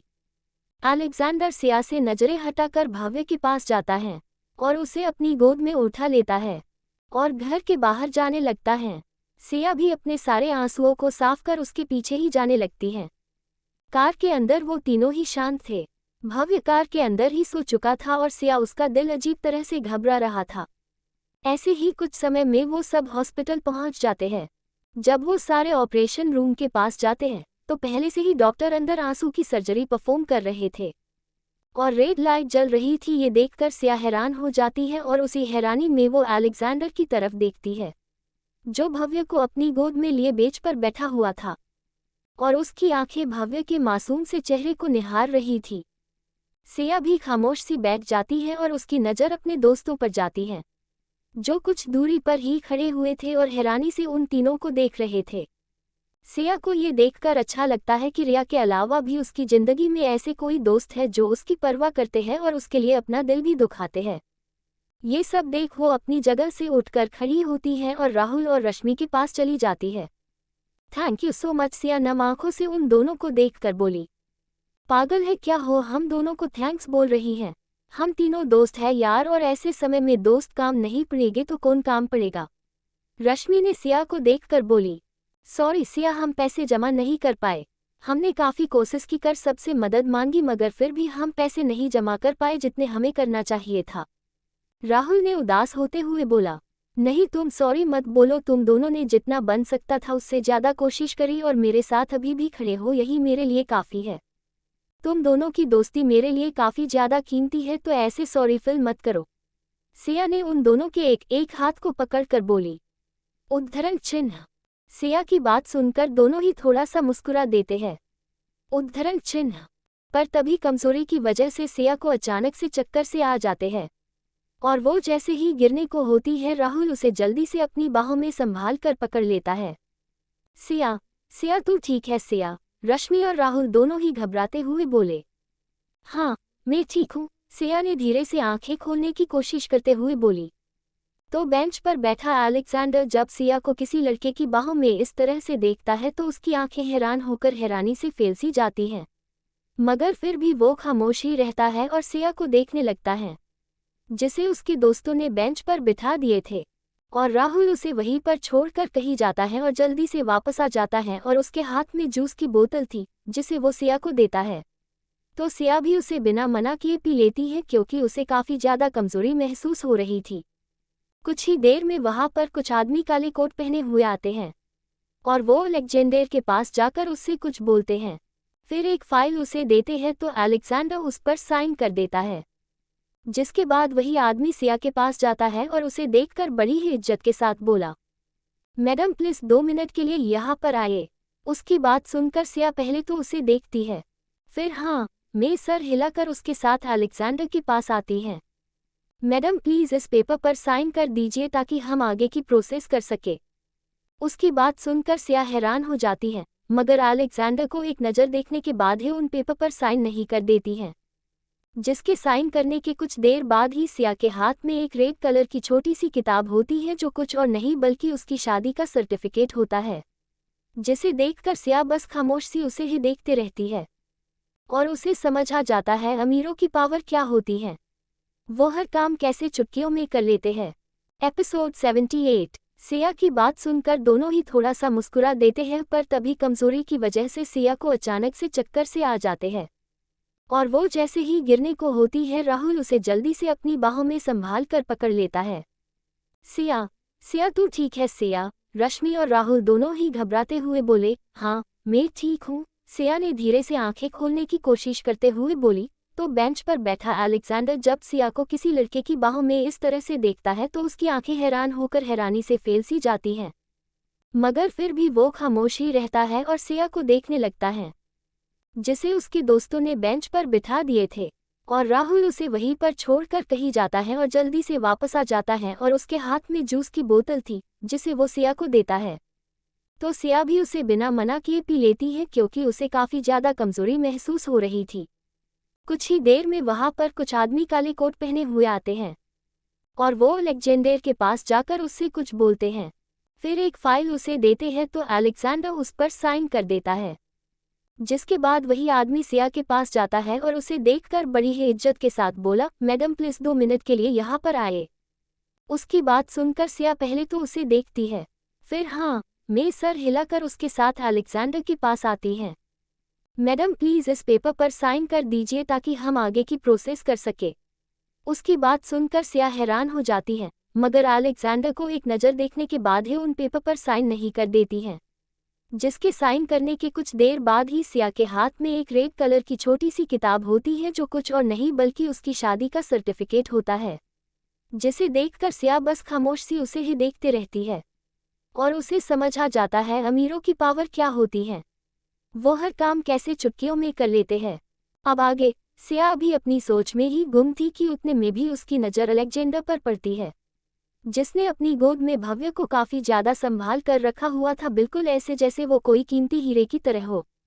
साथ ही उसे इस बात का भी यकीन नहीं हो रहा था उसकी शादी उसी इंसान के साथ हो गई जिसे वो अपनी सारी जिंदगी देखना भी नहीं चाहती थी, ना ही वो उसकी शकल या नाम याद रखना चाहती थी, मगर शायद उनकी किस्मत को कुछ और ही मंजूर था, तभी तो उनकी शादी कुछ इस तरह से हो गई। करीब 6 घंटे बाद ऑपरेशन रूम का डोर खुलता है और अंदर से डॉक्टरों की एक टीम बाहर निकलती है। उन सभी को देखकर सिया जल्दी से डॉक्टर के पास आ जाती है और उसी के साथ ही रश्मि और राहुल दोनों भी भागते हुए डॉक्टर के पास आ जाते हैं और सारे ही डॉक्टर को सवालिया नज़रों से देखने लगते हैं। डोंट वरी, आपकी बेटी अब पूरी तरह से खतरे से बाहर है और सर्जरी सक्सेसफुली हुई है, तो घबराने वाली कोई भी बात नहीं है, सब कुछ ठीक है, 12 घंटे में बच्ची को होश भी आ जाएगा, फिर आप सब उससे मिल सकते हैं। इतना बोलकर डॉक्टर वहां से चले जाते हैं तो डॉक्टर की बात सुनकर सिया की जान में जान आती है और वो अपने दोनों हाथों को जोड़कर अपनी दोनों आंखों को बंद कर लेती है। शायद वो भगवान का शुक्रिया अदा कर रही हो जो उसकी बेटी का ऑपरेशन सक्सेस रहा और वो अब पूरी तरह की खतरे से बाहर थी। अगले दिन सुबह का समय, रिया की जब आंखें खुलती हैं तो वो खुद को एल्विस की बाहों में पाती है। इस तरह से खुद को एल्विस की बाहों में पाकर रिया को कल रात को घटी सारी घटनाएं याद आ जाती हैं और रात को हुई सारी बातों को याद कर रिया बस सोते हुए एल्विस को देखने लगती है, जो सोते हुए किसी मासूम बच्चे की तरह लग रहा था। मगर ये बात रिया है जानती थी इस लड़के के कितने साइड है और वो उसके हर एक साइड से अच्छी तरह से वाकिफ भी हो चुकी थी। और कल रात उसने इस इंसान का काफ़ी ज़्यादा बोल्ड और अग्रेसिव रूप देखा जिसे उसने 4 साल पहले भी देखा था। कल रात को हुई सारी बातों को याद कर रिया की समझ नहीं आ रहा था उसे किस तरह से रिएक्ट करना चाहिए, उसे शर्माना चाहिए या फिर गिल्टी फील करना चाहिए, उसे कुछ भी समझ ही नहीं आ रहा था। इसलिए वो बिना किसी भाव के बस एल्विस को देख रही थी और कुछ देर उसे देखने के बाद वो धीरे से अपनी नज़रें उससे हटाकर अपने ऊपर डली चादर को हटा देती हैं और ध्यान से अपने बदन को देखने लगती हैं जिस पर एक भी लव बाइट के निशान नहीं थे, मगर फिर भी उसे अपनी बॉडी पर काफ़ी ज़्यादा दर्द फील हो रहा था और उसे कमर पर तो कुछ ज़्यादा ही दर्द हो रहा था, जिस कारण उसे अब एल्विस पर गुस्सा भी आने लगता है जो उसने उसे इतना ज़्यादा सताया कि उसे अब काफ़ी ज़्यादा दर्द हो रहा था और चलने की हालत में भी नहीं थी। रिया तो ये भी सोच रही थी ये आदमी रात भर उसे परेशान करने के बाद इतने आराम से कैसे सो सकता था, जबकि उसे तो काफ़ी ज़्यादा दर्द हो रहा था। भले ही इस आदमी ने उसके बदन पर किसी भी तरह का कोई भी निशान ना बनाया हो, मगर फिर भी जो दर्द वो फील कर रही थी उसे एल्विस कर ही नहीं सकता था। रिया को इतना ज़्यादा गुस्सा आता है कि वो गुस्से में ही एक जोर का लात एल्विस के पेट पर मार देती है। इस तरह अचानक से लात पड़ने की वजह से एल्विस तेज धड़ाम की आवाज़ के साथ ही बेड से नीचे जा गिरता है और जैसे ही वो नीचे गिरता है उसकी आंखें झट से खुल जाती हैं और वो जल्दी से अपनी आंखें खोलकर इधर उधर देखने लगता है और तभी उसकी नज़रें रिया की नज़रों से जा मिलती हैं। वो बेड पर बैठी उसे ही घूरकर गुस्से में ही देख रही होती हैं। रिया को इस तरह से गुस्से में देखकर एल्विस डर जाता है और डर भरी निगाहों से ही उसे ही देखने लगता है, जो उसे खा जाने वाली नज़रों से देख रही थी। हनी, एल्विस ने डरते हुए ही कहा, भाड़ में गई तुम्हारी हनी, तुम्हें पता भी है मुझे कितना दर्द हो रहा है, मेरी कमर काफ़ी ज़्यादा पेन कर रही है, तुमने मुझे कल रात काफ़ी ज़्यादा सताया है। रिया ने गुस्सा करते हुए कही। उद्धरण चिन्ह, हनी तुम सारा ब्लेम मुझ पर कैसे डाल सकती हो, तुम कैसे भूल रही हो, मैं तो आधे घंटे बाद ही तुमसे अलग हो चुका था, मगर वो तुम खुद थी जिसे और करना था और तुम खुद ही तो मेरे ऊपर आई थी, तुम कैसे ये भूल रही हो। मैंने कल रात जो भी किया लिमिट में रहकर किया, मगर जिसने लिमिट से बाहर जाकर किया वो तुम थी, तुमने खुद ही मेरे ऊपर चढ़कर वो सब किया और अब तुम मुझे ब्लेम कर रही हो। मुझसे ज़्यादा तो तुम अग्रेसिव हो गई थी और तुमने तो मुझसे भी ज़्यादा मुझे किए, बोलो क्या मैं गलत बोल रहा हूँ। एल्विस ने काफ़ी ज़्यादा मासूमियत के साथ ही बोला। तो उसकी बात सुनकर रिया स्पेक्टलेस हो जाती है और उसे अब समझ नहीं आता है क्या बोले और क्या ना बोले, क्योंकि इस आदमी की बोली गई सारी ही बातें एकदम सही थी। रिया को एकदम खामोश देखकर और उसकी नज़रों को देखकर एल्विस धीरे से ही जमीन से उठकर खड़ा होता है और रिया को देखता है, जो खुद भी नज़रें झुकाकर बैठी हुई थी और उसके चेहरे पर एक साथ काफ़ी सारे इमोशन आ और जा रहे थे। एल्विस धीरे से जमीन पर पड़ा अपना लोवर उठाकर पहन लेता है, फिर रिया के पास ही जाकर उसके बगल में बैठ जाता है, साथ ही उसके ऊपर से फिसल चुकी चादर को उसके ऊपर डालकर वो रिया को अपनी बाहों में खींच लेता है। रिया भी उसका कोई विरोध नहीं करती है, बल्कि वो तो खुद भी उसकी बाहों में जाकर अपनी आंखों को बंद कर लेती है और अपनी दोनों बाहें उसकी पीठ में लपेट कुछ देर एकदम खामोश सी रहती हैं। एल्विस भी उसे वैसे ही अपनी बाहों में भरकर इस पल को खामोशी से बस जी लेना चाहता था। काफी देर तक खामोश रहने के बाद रिया धीरे से अपनी आंखों को खोलकर अपनी नजरों को उठाकर एल्विस की आंखों में देखते हुए ही धीरे से बोली, क्या कल रात जो कुछ भी हमारे बीच हुआ वो नहीं होना चाहिए था, या हमने कुछ भी गलत किया है? ये सब कुछ बोलते हुए ही उसकी आंखें भारी थी। क्या तुम्हें अब गिल्ट फील हो रहा है कल रात के लिए? एल्विस भी रिया की आंखों में देखते हुए ही बोला, पता नहीं, मेरा दिल बोल रहा है जो कुछ भी हुआ वो गलत नहीं हुआ और दिमाग बोल रहा जो हो रहा है होने दो। मुझे कुछ भी समझ में नहीं आ रहा है, रिया ने थोड़ा सा परेशान होते हुए बोली। रिया, हम दोनों हस्बैंड और वाइफ है और अगर हमारे बीच में फिजिकल रिलेशनशिप बनता भी है तो इसमें गलत ही क्या है? बताओ मुझे, ऐसा तो नहीं है जो कुछ भी हमने किया वो नशे की हालत में किया या गलती से किया, हमने अपने होश में रहकर सब कुछ किया। तो फिर तुम इतना गिल्ट फील करना बंद करो और ये बताओ, क्या तुम्हें सच में काफ़ी ज़्यादा पेन हो रहा है? एल्विस थोड़ी फिक्र करते हुए बोला, हाँ दर्द हो रहा है पर उतना ज़्यादा भी नहीं, रिया हल्का सा झूठ बोलते हुए बोली। उद्धरण चिन्ह, क्योंकि वो नहीं चाहती थी उसकी बात सुनकर एल्विस ज़्यादा परेशान हो या फिक्र करे, इसीलिए उसने थोड़ा सा झूठ बोल दी। मैं बाथटब भर कर आता हूँ, तुम्हें गर्म में जाने के बाद अच्छा फील होगा। एल्विस ने रिया को खुद से दूर करते हुए बोला। तो रिया भी बस हाँ में सर हिला देती है। इस समय उसके अंदर काफ़ी ज़्यादा मिक्स्ड इमोशन चल रहे थे। उसका दिल बार बार चिल्ला कर बोल रहा था वो एल्विस के साथ अपनी ज़िंदगी की नई शुरुआत करे, मगर उसका दिमाग बोल रहा था अगर उसने एल्विस के साथ अपनी नई शुरुआत की तो उसे एल्विस के साथ इंडिया छोड़कर जाना होगा, अपने बेटे को लेकर, जिसके बाद सिया और आंसू उसके बिना अकेली पड़ जाएगी। और वो उन दोनों से काफ़ी ज़्यादा प्यार करती थी, वो उन्हें ऐसे ही छोड़कर नहीं जा सकती थी। उसका दिल उसे इस बात की इजाज़त देगा ही नहीं। वो कैसे अपने इस परिवार को छोड़कर और उनके प्यार को भुलाकर उन्हें अकेला छोड़कर जा सकती है? रिया एक तरफ एल्विस से दूर भी नहीं जाना चाहती थी और दूसरी तरफ अपनी बहन और बेटी आंसू उन दोनों को भी छोड़कर नहीं जाना चाहती थी, जिस कारण वो अपने ही अंदर काफ़ी सारे गमों को सह रही थी। कर सबसे बड़ा गम तो ये था, उसे अपने ही पति की शादी किसी और लड़की के साथ करवाना पड़ रहा था, जो उसके लिए सो मौत के बार बार था। रिया अपनी सोच में इतनी ज़्यादा गुम हो चुकी थी कि उसे इस बात का पता ही नहीं चला कब एल्विस वहां पर आया और उसे उठाकर अपने साथ बाथरूम में ले आया, साथ ही उसे कब बाथटब में भरे मीडियम गर्म पानी में डाल दिया। हनी, अब कैसा लग रहा है? एल्विस ने रिया को खुद ही अपने हाथों से नहलाते हुए बोला। उद्धरण चिन्ह, अच्छा लग रहा है, रिया ने एल्विस के सुंदर चेहरे की तरफ ही देखते हुए कहा। रिया की नज़रों को खुश पर देखकर एल्विस के होठों पर मुस्कान आ जाती है और वो खुद ही रिया को नहलाने लगता है। जब रिया को एल्विस के हाथों की छुअन अपने बदन पर फील होती है तो अचानक से ही उसका चेहरा एकदम लाल हो जाता है और उसे अब समझ आता है, इतनी देर से एल्विस उसे नहला रहा है और सबसे बड़ी बात, उसने ज़रा से भी कपड़े नहीं पहन रखी हैं। ये देखकर वो शर्म से एकदम पानी पानी हो जाती है और उसे समझ नहीं आता अब वो कैसे एल्विस से अपनी नज़रों को मिला सके।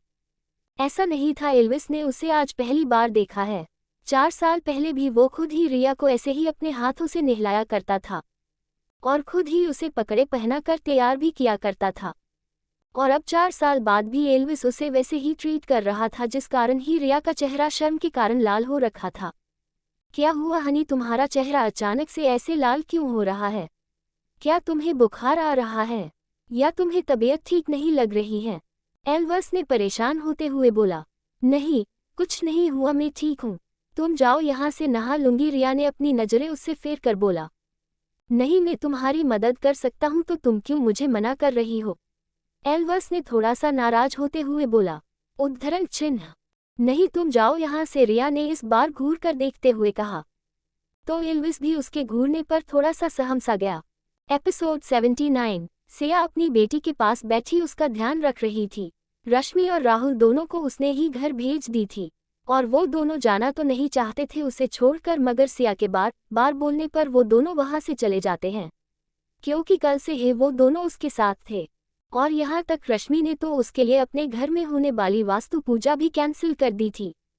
आंसू को अभी होश नहीं आया था और वो अभी भी बेहोशी थी, तो सिया अपनी बेटी के पास ही बैठी उसके होश में आने का इंतजार कर रही थी। अलेक्जेंडर भी अपने घर जा चुका था। वैसे तो वो सारी रात वहीं पर रुका रहा, मगर सुबह उसे कोई जरूरी काम आ गया जिस कारण उसे सुबह सुबह ही हॉस्पिटल से घर लौटकर जाना पड़ा।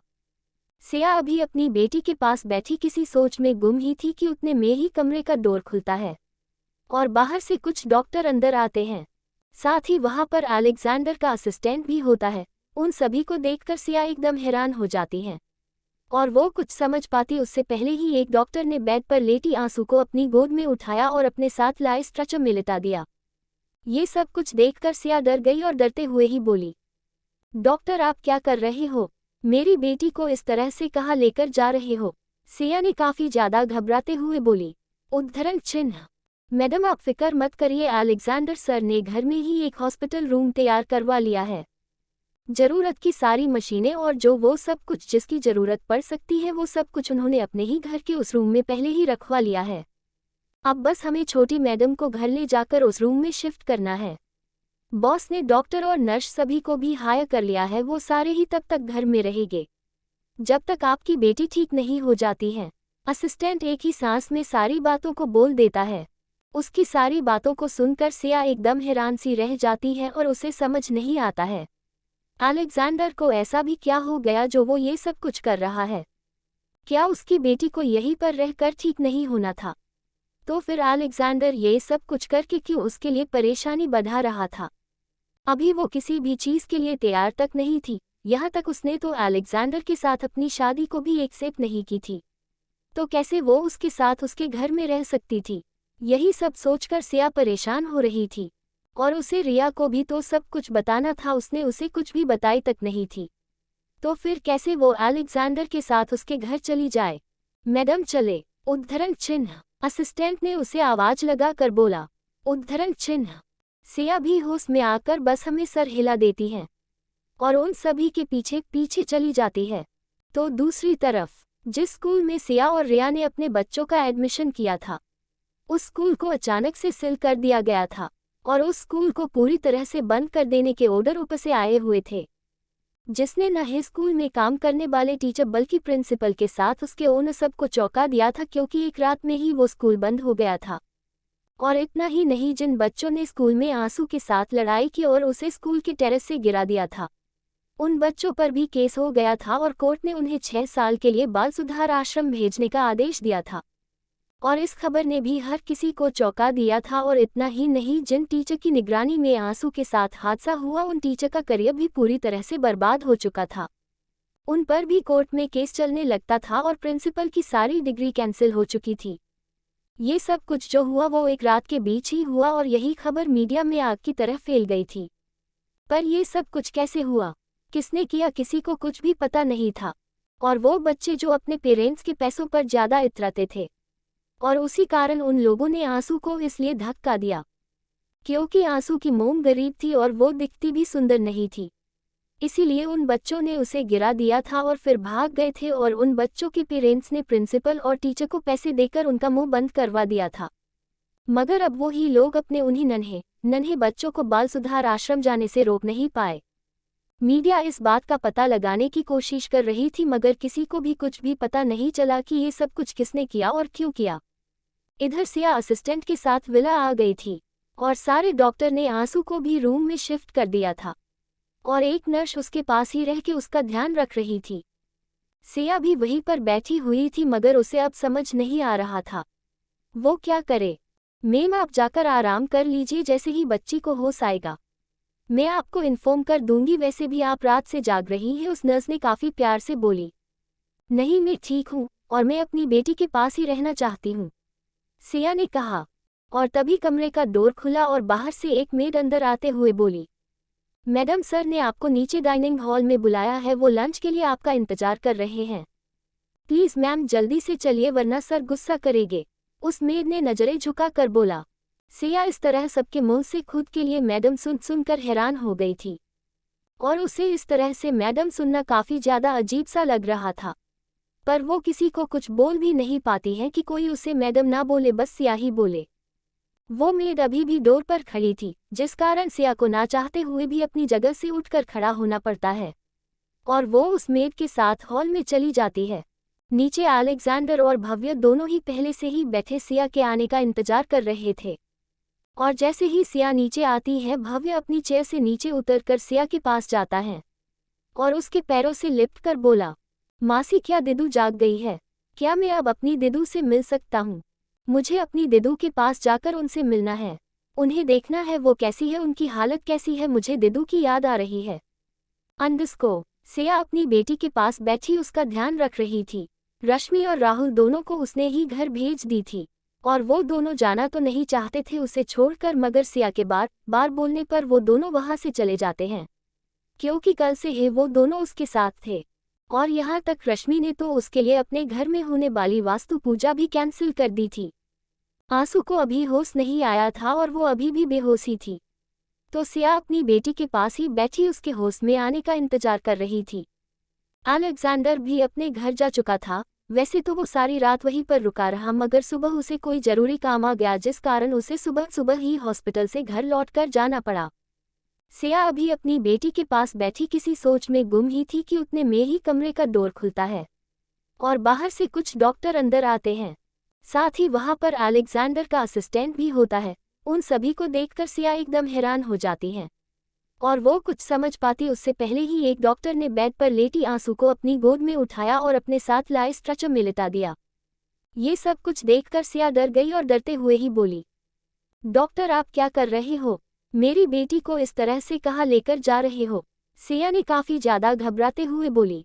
उद्धरण चिन्ह मैडम आप फिक्र मत करिए, अलेक्जेंडर सर ने घर में ही एक हॉस्पिटल रूम तैयार करवा लिया है।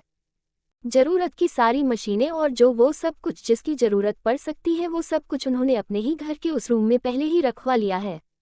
अब बस हमें छोटी मैडम को घर ले जाकर उस रूम में शिफ्ट करना है। बॉस ने डॉक्टर और नर्स सभी को भी हायर कर लिया है, वो सारे ही तब तक घर में रहेंगे जब तक आपकी बेटी ठीक नहीं हो जाती है। असिस्टेंट एक ही सांस में सारी बातों को बोल देता है। उसकी सारी बातों को सुनकर सिया एकदम हैरान सी रह जाती है और उसे समझ नहीं आता है अलेक्जेंडर को ऐसा भी क्या हो गया जो वो ये सब कुछ कर रहा है। क्या उसकी बेटी को यहीं पर रहकर ठीक नहीं होना था? तो फिर अलेक्जेंडर ये सब कुछ करके क्यों उसके लिए परेशानी बढ़ा रहा था? अभी वो किसी भी चीज के लिए तैयार तक नहीं थी, यहाँ तक उसने तो अलेक्जेंडर के साथ अपनी शादी को भी एक्सेप्ट नहीं की थी, तो कैसे वो उसके साथ उसके घर में रह सकती थी? यही सब सोचकर सिया परेशान हो रही थी, और उसे रिया को भी तो सब कुछ बताना था, उसने उसे कुछ भी बताई तक नहीं थी, तो फिर कैसे वो अलेक्जेंडर के साथ उसके घर चली जाए? मैडम चले। उद्धरण चिन्ह असिस्टेंट ने उसे आवाज लगाकर बोला। उद्धरण चिन्ह सिया भी होश में आकर बस हमें सर हिला देती है और उन सभी के पीछे पीछे चली जाती है।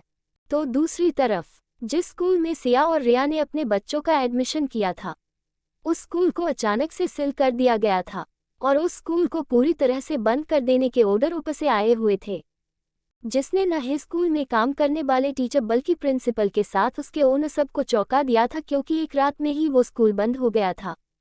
और इतना ही नहीं, जिन बच्चों ने स्कूल में आंसू के साथ लड़ाई की और उसे स्कूल के टेरेस से गिरा दिया था, उन बच्चों पर भी केस हो गया था और कोर्ट ने उन्हें 6 साल के लिए बाल सुधार आश्रम भेजने का आदेश दिया था। और इस खबर ने भी हर किसी को चौंका दिया था। और इतना ही नहीं, जिन टीचर की निगरानी में आंसू के साथ हादसा हुआ, उन टीचर का करियर भी पूरी तरह से बर्बाद हो चुका था। उन पर भी कोर्ट में केस चलने लगता था और प्रिंसिपल की सारी डिग्री कैंसिल हो चुकी थी। ये सब कुछ जो हुआ वो एक रात के बीच ही हुआ और यही खबर मीडिया में आग की तरह फैल गई थी। पर ये सब कुछ कैसे हुआ, किसने किया, किसी को कुछ भी पता नहीं था। और वो बच्चे जो अपने पेरेंट्स के पैसों पर ज्यादा इतराते थे, और उसी कारण उन लोगों ने आंसू को इसलिए धक्का दिया क्योंकि आंसू की मोम गरीब थी और वो दिखती भी सुंदर नहीं थी। इसीलिए उन बच्चों ने उसे गिरा दिया था और फिर भाग गए थे और उन बच्चों के पेरेंट्स ने प्रिंसिपल और टीचर को पैसे देकर उनका मुंह बंद करवा दिया था। मगर अब वो ही लोग अपने उन्हीं नन्हे नन्हे बच्चों को बाल सुधार आश्रम जाने से रोक नहीं पाए। मीडिया इस बात का पता लगाने की कोशिश कर रही थी मगर किसी को भी कुछ भी पता नहीं चला कि ये सब कुछ किसने किया और क्यों किया। इधर सिया असिस्टेंट के साथ विला आ गई थी और सारे डॉक्टर ने आंसू को भी रूम में शिफ्ट कर दिया था और एक नर्स उसके पास ही रह के उसका ध्यान रख रही थी। सिया भी वहीं पर बैठी हुई थी मगर उसे अब समझ नहीं आ रहा था वो क्या करे। मैम आप जाकर आराम कर लीजिए, जैसे ही बच्ची को होश आएगा मैं आपको इन्फॉर्म कर दूंगी। वैसे भी आप रात से जाग रही हैं, उस नर्स ने काफ़ी प्यार से बोली। नहीं मैं ठीक हूँ और मैं अपनी बेटी के पास ही रहना चाहती हूँ, सिया ने कहा। और तभी कमरे का डोर खुला और बाहर से एक मेड अंदर आते हुए बोली, मैडम सर ने आपको नीचे डाइनिंग हॉल में बुलाया है, वो लंच के लिए आपका इंतजार कर रहे हैं। प्लीज़ मैम जल्दी से चलिए वरना सर गुस्सा करेंगे, उस मेड ने नजरें झुका कर बोला। सिया इस तरह सबके मुंह से खुद के लिए मैडम सुनकर हैरान हो गई थी और उसे इस तरह से मैडम सुनना काफ़ी ज़्यादा अजीब सा लग रहा था। पर वो किसी को कुछ बोल भी नहीं पाती है कि कोई उसे मैडम ना बोले, बस सिया ही बोले। वो मेड अभी भी डोर पर खड़ी थी जिस कारण सिया को ना चाहते हुए भी अपनी जगह से उठकर खड़ा होना पड़ता है और वो उस मेड के साथ हॉल में चली जाती है। नीचे अलेक्जेंडर और भव्य दोनों ही पहले से ही बैठे सिया के आने का इंतजार कर रहे थे और जैसे ही सिया नीचे आती है भव्य अपनी चेयर से नीचे उतरकर सिया के पास जाता है और उसके पैरों से लिपट कर बोला, मासी क्या दिदू जाग गई है? क्या मैं अब अपनी दिदू से मिल सकता हूँ? मुझे अपनी दिदू के पास जाकर उनसे मिलना है, उन्हें देखना है वो कैसी है, उनकी हालत कैसी है, मुझे दिदू की याद आ रही है। एपिसोड 80। क्या आप मुझे दिदू से मिलने दोगी? मुझे जानना है मेरी दिदू कैसी है, उनके सिर की चोट कैसी है। ये बोलते हुए ही भव्य की आवाज में अपनी दीदी के लिए फिक्र और प्यार दोनों ही साफ झलक रहा था। सिया धीरे से नीचे झुकती है और प्यार से भव्य का माथा चूमकर उसे अपने सीने से लगा लेती है और उसे काफी टाइट हक कर कुछ पलों के लिए अपनी दोनों आंखों को कसकर बंद कर लेती है। फिर धीरे से अपनी आंखों को खोल वापस से भव्य को प्यार कर धीरे से ही बोली, आपकी दिदू ठीक है और उन्हें जल्दी ही होश आ जाएगा और एक बार जब आपकी दिदू ठीक हो जाएगी उसके बाद आप दोनों वापस से पहले की तरह ही खेल पाओगे और मस्ती भी कर पाओगे। ये बोलते हुए ही सिया उसे काफी ज्यादा प्यार से समझा रही थी। ठीक है मासी मैं समझ गया, मैं दिदू को बिल्कुल भी परेशान नहीं करूँगा और उनका ध्यान भी रखूंगा, बिल्कुल वैसे जैसे दिदू मेरा रखती हैं। इतना बोलकर वो शांत हो जाता है और कुछ पलों के लिए अपना चेहरा झुका लेता है। क्या हुआ बच्चा, मासी को बताओ, सिया उसके ऐसे उदास से चेहरे को देखते हुए ही प्यार से बोली। पर अब हम स्कूल नहीं जाएंगे, वो बच्चे काफ़ी ज़्यादा बुरे हैं। उन लोगों ने दिदू से कहा वो गंदी है, उसकी मम्मा गरीब है और उसके डैडी भी नहीं है। इतना बोलते हुए ही भव्य की आंखों में आंसू आ जाते हैं। तो भव्य की बात सुनकर सिया की आंखें भी आंसुओं से भीग जाती हैं और उसका दिल जोरों से दर्द करने लगता है। उसने कभी भी नहीं सोची थी कोई कभी उसकी बेटी को इसलिए परेशान करेगा कि उसके पास ज़्यादा पैसे नहीं है और उसके पास डैडी भी नहीं है। सिया उस पल को याद कर दुखी होने लगती है और अपनी बेटी के दर्द का अंदाजा लगाने लगती है। जब उन बच्चों ने किस तरह से उसे परेशान किया होगा ये सोचकर ही सिया को काफ़ी तकलीफ होने लगती है। वो इन सारी बातों को अच्छी तरह से जानती थी क्योंकि अनाथ होने के कारण उसने और रिया ने भी इन सारी बातों को काफ़ी ज़्यादा फेस किया था और अब उसकी नन्ही सी बेटी भी यही सब फेस कर रही थी, जिसे सोचकर उसे सच में काफ़ी तकलीफ हो रही थी। भले ही उसने आंसू को अपनी कोख से जन्म नहीं दी थी मगर है तो वो उसकी ही बेटी ना जिसे वो खुद से ज़्यादा प्यार करता है। अलेक्जेंडर अपनी चेयर पर खामोशी से बैठा उन दोनों की सारी बातों को सुन रहा था और उसे भी ये बात अच्छी नहीं लगती कि कोई सिया की बेटी को इस तरह से परेशान करे। सिया की आंखों में आए आंसू उसे तकलीफ दे रहे थे। वो नहीं चाहता था सिया आंसू बहाए और अपनी तबीयत खराब करे, इसीलिए वो कुछ बोलने के लिए अपना मुंह खोलता है मगर वो कुछ बोल पाता उससे पहले ही सिया भव्य का हाथ पकड़कर बोली, भव्य आपको भूख लगी होगी ना, चलो मासी आपको खाना खिला देती हैं। इतना बोलकर वो उसे चेयर तक लाती है और चेयर पर बैठने में उसे मदद करती है और एक नज़र अलेक्जेंडर को देखकर वो उसके पास जाती हैं और धीरे से उसकी प्लेट में लंच सर्व करने लगती हैं। तुम रहने दो मैं ले लूँगा, तुम भव्य को खिला दो। इतना बोलकर अलेक्जेंडर खुद ही अपनी प्लेट में खाना सर्व करने लगता है। वैसे तो इन दोनों ही भाई की हिंदी बिल्कुल भी अच्छी नहीं थी और ये दोनों फर्राटेदार इंग्लिश ही बोलते थे। मगर पढ़ी लिखी होने की वजह से सिया और रिया दोनों ही उनकी बातों को समझ जाया करती थी। मगर दोनों ही उनसे कभी हिंदी तो कभी इंग्लिश में बात करती थी। और ऐसा नहीं था इन दोनों भाई को हिंदी नहीं आती थी। हिंदी आती थी मगर हल्की पुल्की बोलना मगर समझ में सा आ जाता था, जिस कारण वो इन लोगों को एक दूसरे से बात करने में कभी भी कोई भी परेशानी नहीं हुआ करती थी। अलेक्जेंडर की बात सुनकर सिया धीरे से बस हाँ में अपना सर हिला देती है और धीरे से भव्य के बगल में लगी चेयर पर बैठ जाती है और उसे लंच सर्व कर खिलाने लगती है। साथ ही वो खुद भी भव्य की प्लेट से ही खाने भी लगती है। अलेक्जेंडर बीच बीच में उन दोनों को खाते हुए ही देख भी रहा था। उसने नहीं सोचा ये लड़की अपनी बहन के बेटे से भी इतना ज़्यादा प्यार कर सकती है। सालों पहले उसने दोनों लड़कियों का एक दूसरे के लिए प्यार तो अच्छी तरह से देखा ही था, मगर आज इस बच्चे के लिए भी देख लिया था जिसके साथ उसका खून का रिश्ता था। कुछ ही देर में सबका लंच भी हो जाता है, जिसके बाद अलेक्जेंडर सिया को देखकर बोला, सिया तुम अब ऊपर जाकर भव्य के साथ आराम कर लो, नर्स है वो तुम्हारी बेटी का ध्यान रख लेगी और जब उसे होश आएगा तो तुम्हें बता देगी। उसकी बात सुनकर सिया बस हाँ में अपना सर हिला देती है तो अलेक्जेंडर एक नज़र उन दोनों को देखकर वहां से चला जाता है। जिसे वहां से जाते हुए देखकर सिया एक चैन की सांस लेती है और भव्य को साथ लेकर वो आंसू के रूम में जाती है। जब वो भव्य के साथ उस रूम में आती है तो ये देखकर उसकी आंखें खुशी से चमक उठती हैं कि उसकी बेटी को होश आ चुका है और डॉक्टर उसे चेक कर रहे हैं।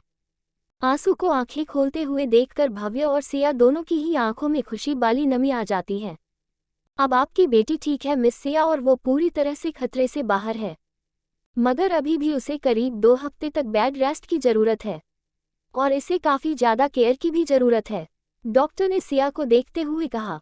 सिया डॉक्टर की बात सुनकर हाँ में अपना सर हिला देती है तो भव्य वो बेड में सिया के पास ही चढ़ जाता है और अपनी दिदू का एक हाथ पकड़कर अपने दोनों नन्हे नन्हे हाथों में भर लेता है और प्यार भरी नज़रों से अपनी दिदू को देखते हुए बोला, दिदू आप जाग गई। आपको पता भी है मासी और भव्य दोनों ही कितना ज़्यादा डर गए थे।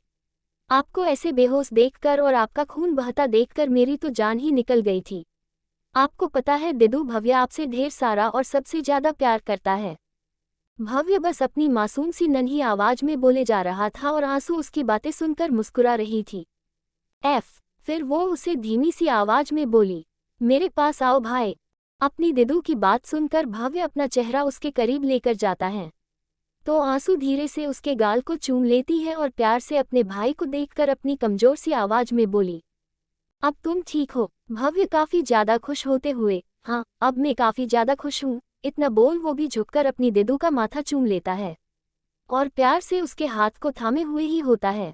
उन दोनों ही भाई बहन का प्यार देखकर सिया के साथ ही वहाँ पर मौजूद नर्स और डॉक्टर सभी के होठों पर प्यारी सी मुस्कान आ जाती है और वो मुस्कुराते हुए ही उसे देखने लगते हैं तो सिया की आंखें हल्की सी नम हो जाती हैं और उसका दिल भर सा जाता है और वो सोचने लगती है अगर कभी उसे कुछ भी हुआ और वो मर भी गई तब भी उसकी बेटी के पास उसका एक परिवार होगा, जहाँ पर उसका एक छोटा सा भाई होगा जो उसे ढेर सारा प्यार करेगा, एक मासी होगी जो उसे माँ की तरह ही प्यार देगी और शायद रिया और एल्विस एक हो जाए तो एल्विस भी उसे प्यार ही देगा, नफरत नहीं, क्योंकि वो रिया से जो जुड़ी हुई होगी। यही सब सोचकर ही सिया की आंखें नम हो जाती हैं। दूसरी तरफ अलेक्जेंडर अपने ऑफिस आ चुका था और वो अपने केबिन में बैठा हुआ था। इस समय उसके हाथ में एक छोटी सी बुक थी जो कुछ और नहीं उसका मैरिज सर्टिफिकेट था। अलेक्जेंडर को भी इस बात का यकीन नहीं हो रहा था उसने सिया से शादी की है, वो भी इतनी जल्दबाजी में। अलेक्जेंडर तो ये भी सोचने लगता है उसने कभी भी नहीं सोचा था उसकी और सिया की कभी शादी भी होगी या वो खुद से ही सिया को शादी के लिए बोलेगा। उसने सच में कभी भी ये सब कुछ नहीं सोचा था, मगर अब जब उनकी शादी हो चुकी थी तो अलेक्जेंडर का इस बात का कोई भी रिग्रेट नहीं हो रहा था, ना ही बुरा लग रहा था, बल्कि वो खुश था, क्योंकि उसी के कारण जिस लड़की की जिंदगी बर्बाद हुई थी उसने उस लड़की से शादी कर लिया था। ऐसा नहीं था कि उसने जो किया वो सही था, बल्कि वो जानता था उसने जो किया वो गलत से भी ज़्यादा गलत था, जिस कारण ही उसने 4 साल पहले ही सिया का घर जो एक अनाथ आश्रम था उसे टूटने और नीलाम होने से बचा दिया था। यहाँ तक देश की सबसे बेस्ट डॉक्टर की टीम से उसका इलाज भी करवाया था और उसे और रिया दोनों को है सेफली इंडिया भी भेजा था। एक तरह से देखा जाए तो उसने जो किया था उसके लिए उसने सालों पहले ही काफ़ी कुछ पे भी कर दिया था, मगर सालों बाद भी उसे उस बात का गिल्ट था जिस कारण ही उसने सिया से शादी कर ली, ताकि वो अपनी गलती को सुधार सके और सिया की बर्बाद हुई जिंदगी को संवार चुके। ऐसा नहीं है कि सिया को कोई और लड़का नहीं मिल सकता था या कोई और लड़का उसकी जिंदगी में नहीं आ सकता था। कोई और उसकी जिंदगी में आ तो सकता था, मगर इस बात की क्या ही गारंटी थी कि जो भी आता वो सिया को दिल से प्यार करता और उसे वो प्यार और रिस्पेक्ट देता जिसकी वो हकदार होती। और इस बात की भी क्या गारंटी वो हमेशा सिया का साथ निभाता, वो भी इस मतलब से भरी दुनिया में। यहाँ पर तो सालों पुरानी शादी टूट जाती है, सालों का प्यार खत्म हो जाता है।